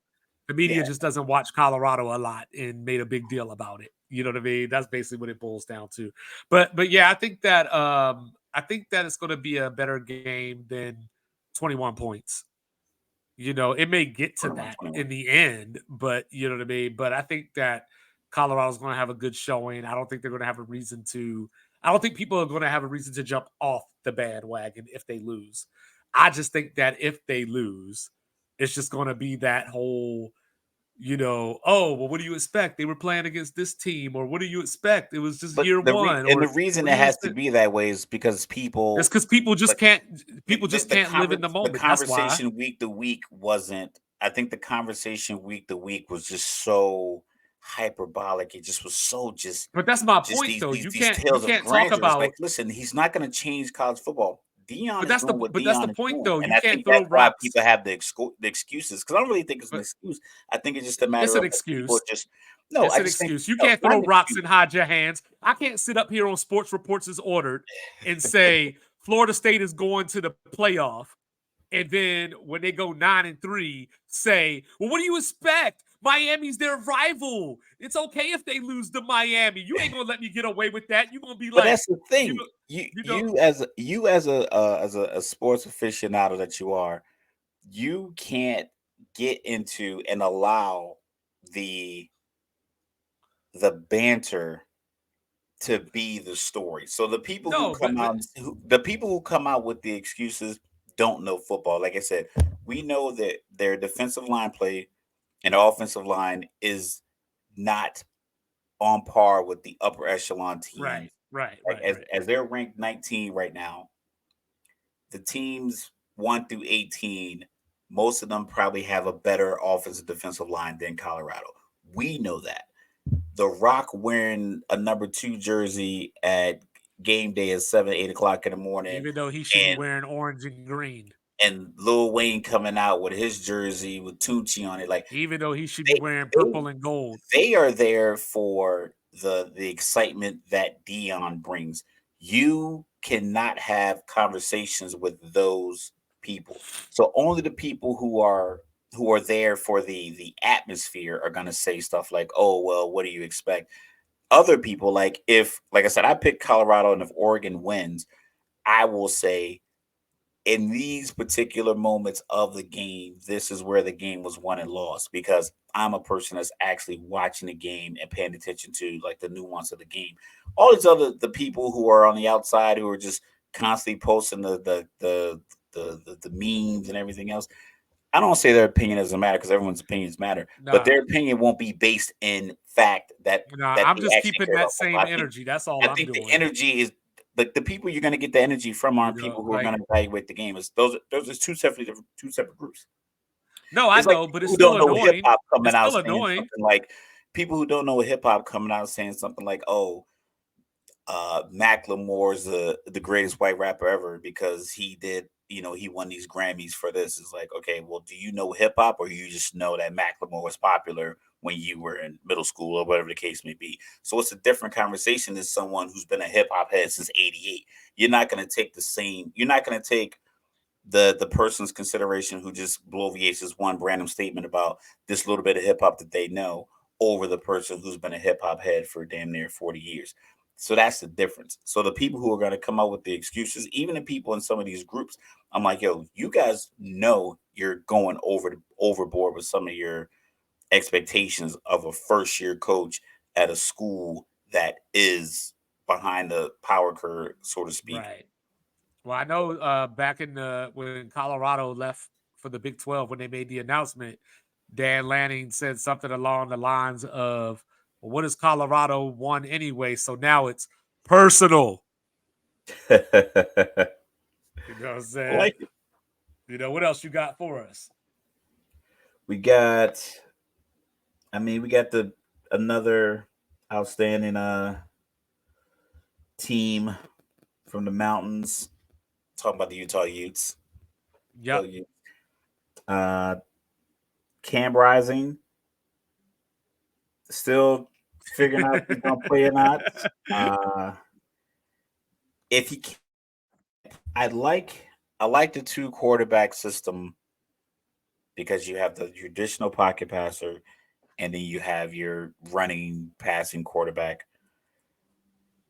I don't like the uncertainty of it, Mhm. but I think the uncertainty of it does help Utah because UCLA won't be able to key in because I think that's what was catching Florida off guard. Florida was playing flat, and then when they brought in the speed guy, they were like they weren't playing instinctive football. That's why he was getting to the second level so quick because they weren't playing instinctive. And then the pocket passer was able to kind of pick them apart because guys were just out of position. I mean, but they had like a couple of bonehead penalties in that game. They had the penalty with the number infraction. I never seen that called before, where two guys are both wearing the same number. But Utah took advantage of stuff like that because Utah tends to have a lot of older players. A lot of guys don't leave early. They don't get a lot of blue chip guys. They get a lot of JUCO transfers. They get a lot of 3-star guys out of high school.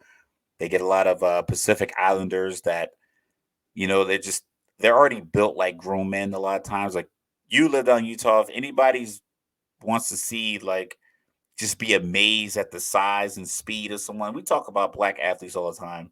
Devion Clowney 6'5", Cam Newton 6'5", 250, Anthony Richardson.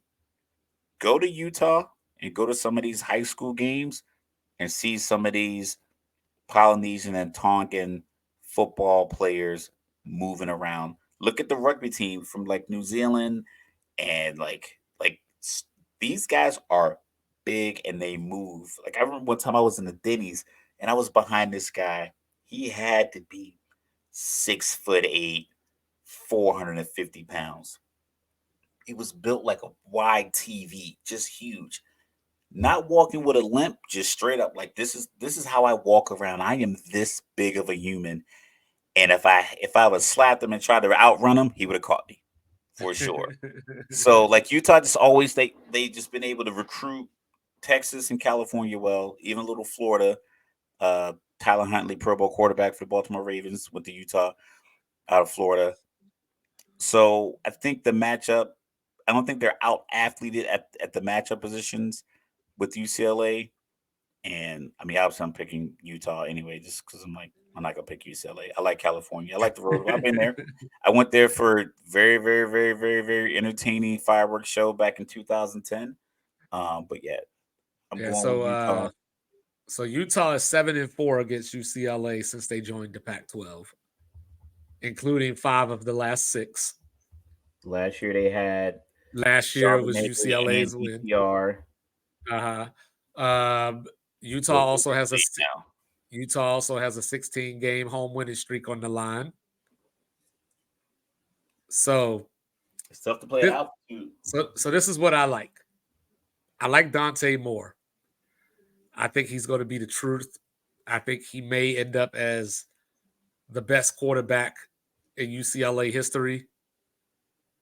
But to get to history, you got to have a starting point. And I think this weekend he's going to get welcomed to college football in a way that he hasn't been welcomed just yet. So I think Utah's going to win. I did have Utah on upset alert, so I do think it's going to be a close game. But I think Utah's going to pull it out. I like it. I like where your head's at. This is a good week of college football. So I got Colorado, got Ohio State, I got Utah, I got so we got Yeah, Iowa, Penn State. yeah. So keep your eye on this game, not from the point of an upset or anything, but these two, when they get together, it's just always entertaining. It's always wild. I still remember the 6-4 game back in 2004. So Iowa's in trouble though. They're down to their third string running back. Their defense still good, but it's not the same as it was the past 2 years. Penn State's defense, I think, looks a bit more like Iowa's defense that we think of when we think of Iowa. They were tough. Drew, Watched a couple of yeah, games. They were yeah, flying around. yeah. Drew Aller's at home. If this was in Iowa, I'd think about it. I saw the spread at 14.5. I think this is going to be another one of those specials, 23-6, 23-9, something like. I just don't see where Iowa gets points from, So Historically, they haven't been great at scoring a lot of points. And it just happens to be the whiteout. The whiteout game is tough. That is a tough game. It's a tough environment. I think it's well over 107,000, I believe. Yeah. Something crazy like that. And I think even then they do like standing, like they do some stuff to try to break records in some of these college stadiums. And it's just to think about that atmosphere. And Iowa, we talk about this ad nauseum at some point where they have the offensive coordinator's point total that he has. Mm-hmm. That's a lot of pressure considering that he's the head coach's son. So, but this is my question: what if they fire the coach, fire the son? But what if they don't hit their goals? Right? Like, what if they don't get the 341 points or whatever, or 325 points or whatever it is? But they go 9-3 and get to the Big Ten championship game. Does he still get fired? I hope that that's just bad reporting that we actually have that, because I can't imagine you leveraging something like that on a guy preseason. Everybody, well, maybe your job's on the line, you know that, but you give me this arbitrary number I got to hit. Maybe the dad steps down.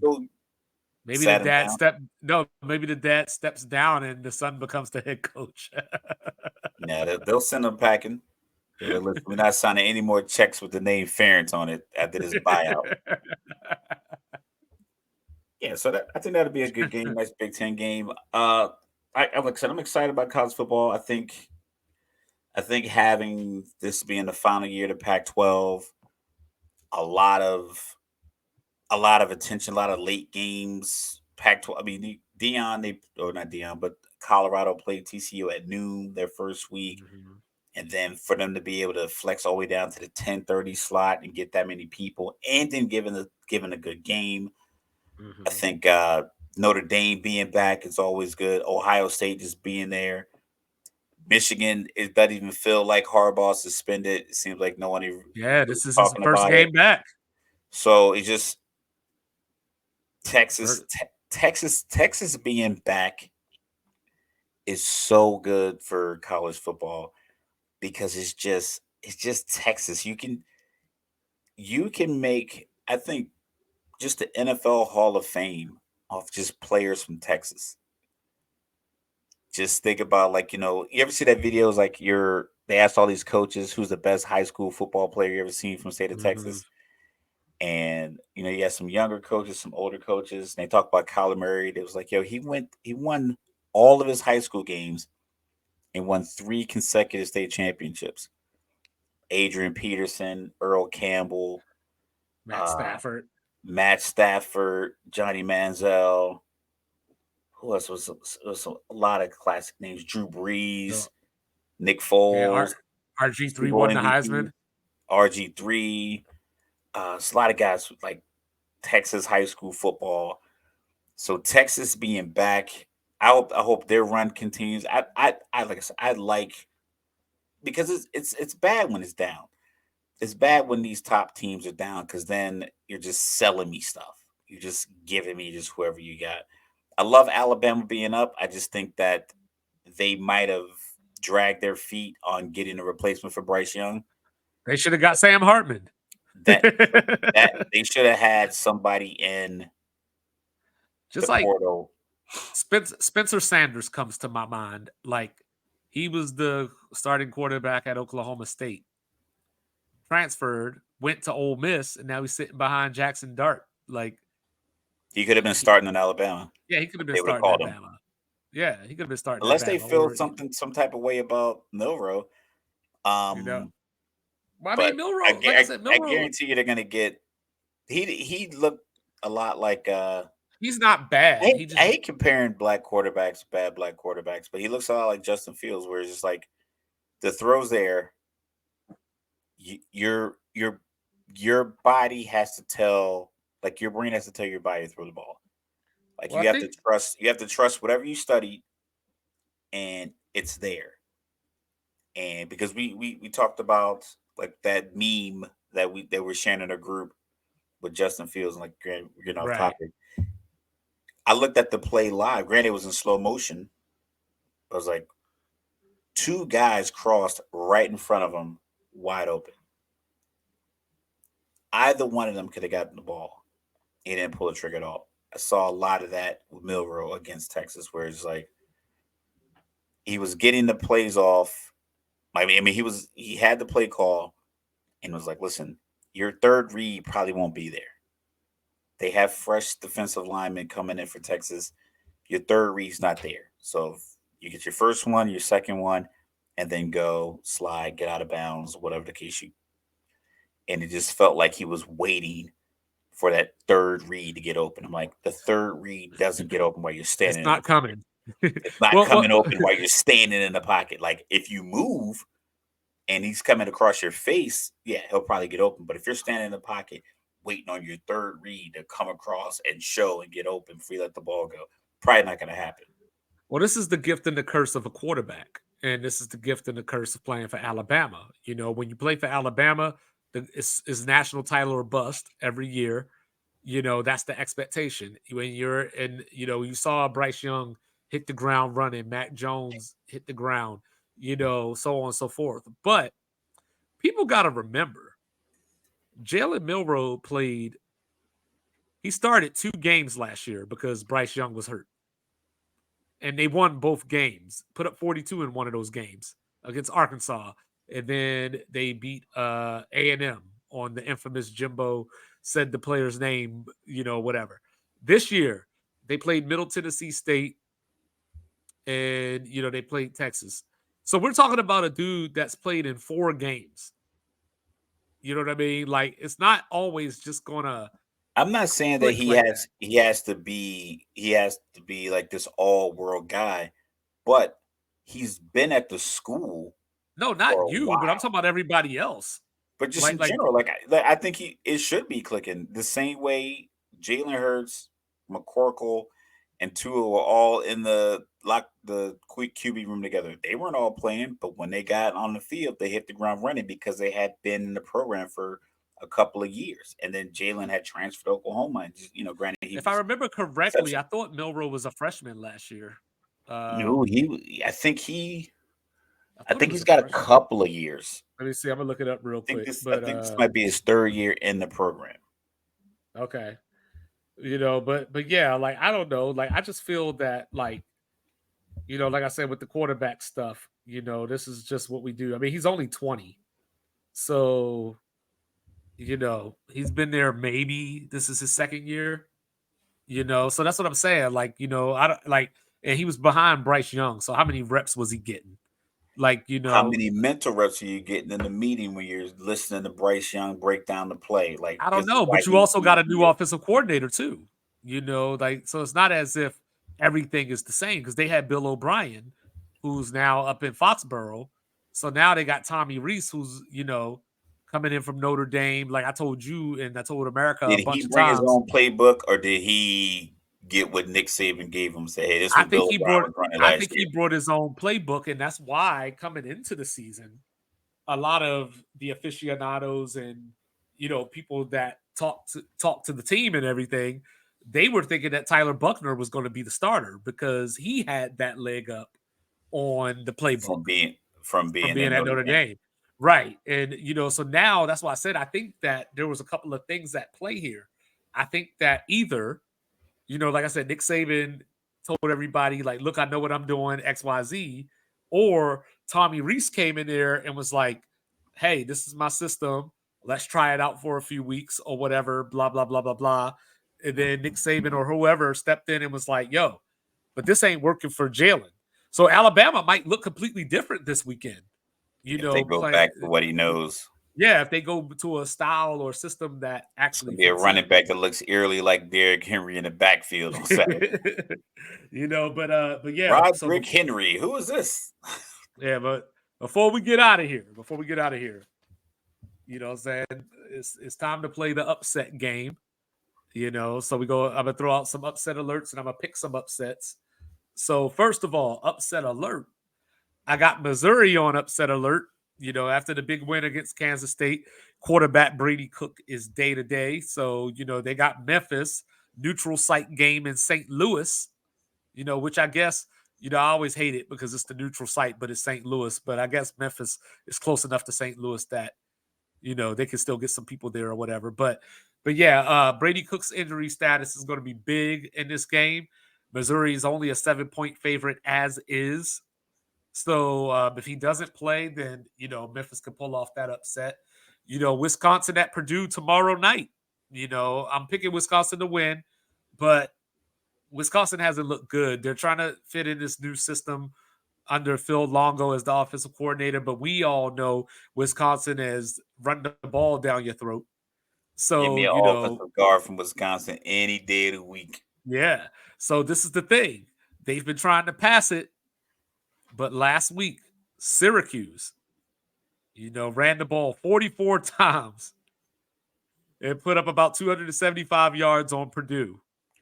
That So QB, the QB fake bootleg that they fell for at the goal line and at the end of the game where he they completely sold out for it. yeah, Like you got to see, if you haven't seen the replay, you got to check it out. You remember when Peyton Manning did the bootleg against Dallas, and everyone just assumed that Peyton Manning didn't have the ball, and he was the only yeah, one lumbering over to the goal line. yeah. It was the same thing. Or when remember Rich Gannon uh had Ooh, the old school. 60-yard run against the Chiefs or something like that. I think Elvis Gerbach had a long run too, but it was very similar to that, where it's like, Oh, you pulling out all the names now. listen, man, I've loved sports my whole life, man. Even when I Yeah. had the little black and white TV in my room and it's 5 o'clock in the morning and I'm 10 years old and I need to be getting ready for fifth grade, but yet I'm watching Monday Night Football Tuesday morning because we're in Germany on a little black and yeah. white TV. I Yeah. couldn't imagine giving my kid a black and white TV right now and telling them to watch something on it. They fight me. Yeah. So, then of course, I said I got Utah on upset alert. I think Utah wins, but I'm putting them on upset alert. Tomorrow night, I'm putting Boise on upset alert against San Diego State. I think Air Force is going to handle San Jose State. That was another one that I've heard other people say that San Jose State could clip Air Force, but I'm gonna go ahead and stick with Air Force in They that say one. that triple option is so hard to play against. I'm like, if that's the case, how come more top teams aren't in the winning major bowl games running Well, triple well, I option? think I think it depends on when you play them as well, because like Notre Dame played Navy and shut it down, but they had the whole offseason to prepare for it. So if you're playing against these teams that are slinging it, 45 times a game, and then you got to prepare for that, you don't have a bye week or something. Sometimes I can see like how that could be slightly difficult. But I got Kentucky on upset alert at Vanderbilt. Don't forget Vandy pulled the upset last year against Kentucky. Rutgers admit. No, I'm not picking that one. Even though I will have you know, 2 out of the last 3 games, Michigan and Rutgers, Michigan won 20-13, and they won 45-42. So Rutgers ain't as far off as you think, but this ain't gonna happen this weekend. I got I'll write that down. upsets that I do have.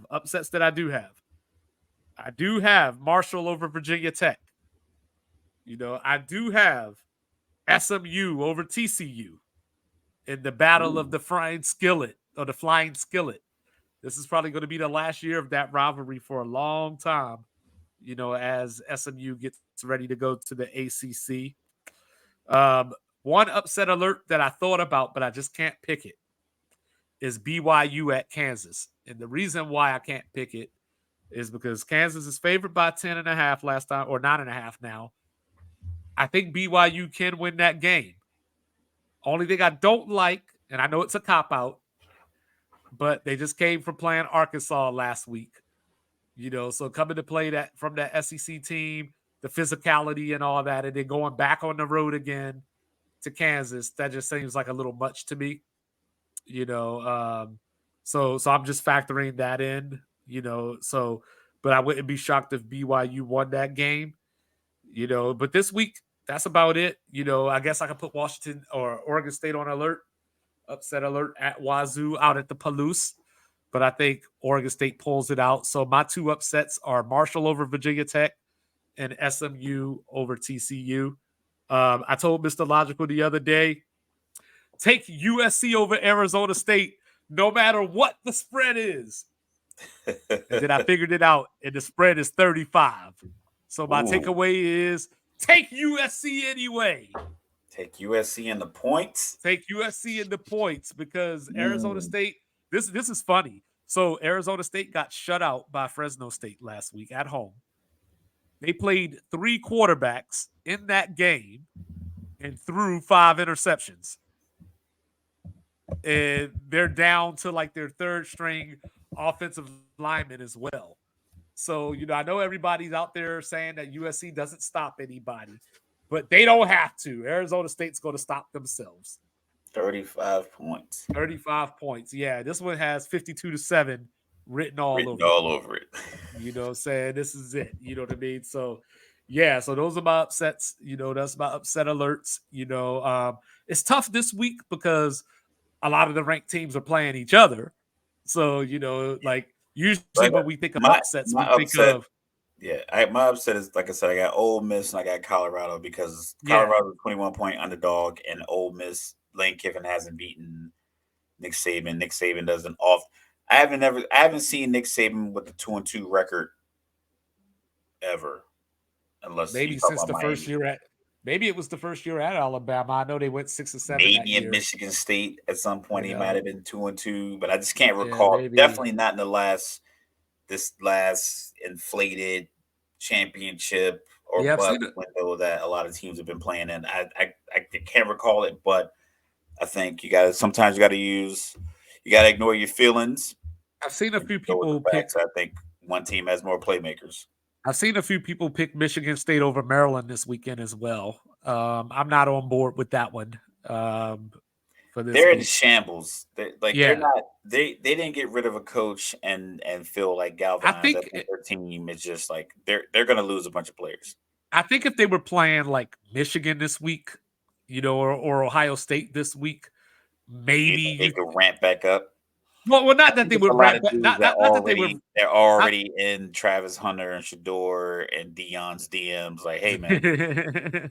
Well, not that they would ramp up per se from the standpoint of they're going to play their best game, but I just mean like the teams that they view as their rival. So, like, there would be that extra juice. But like, nah, they don't care about Maryland like that for all that. Yeah, and I don't. And like I said, if realistically, if I'm being honest.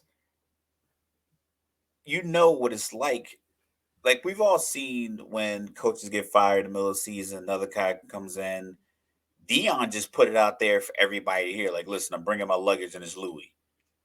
Calipari said that, but he did it a little bit more eloquently when he got hired at Kentucky because I was watching the documentary, and that's when I first found out that scholarships aren't 4-year scholarships. Right. So he was making an argument before those guys get paid. They're year-to-year agreements based off, and they're based off of so academic. If you break your leg, they don't have to give it back. Yeah, so like there's an insurance clause in it. It depends on what school and whatever the case may be, but it's probably surgery and your whatever your doctor says your rehab time should be. You get surgery on your ankle. If the doctor says your rehab time is 40 weeks, then you're on for 40 weeks. Right. But there's no guarantee for them to re-sign you.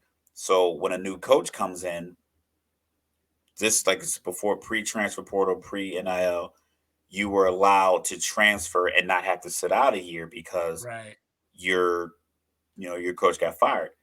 But what happens is that when this firing is all happening, is after the other schools have already gotten their recruits for the next year. Mm-hmm. So you end up transferring from Kentucky to a JUCO or some small Division I school that wasn't able to recruit Division I talent. You're not likely to go from Kentucky to Maryland because the Maryland coach already recruited his talent from last year that's Right. coming in, and he didn't Right. get fired, so he's not going anywhere.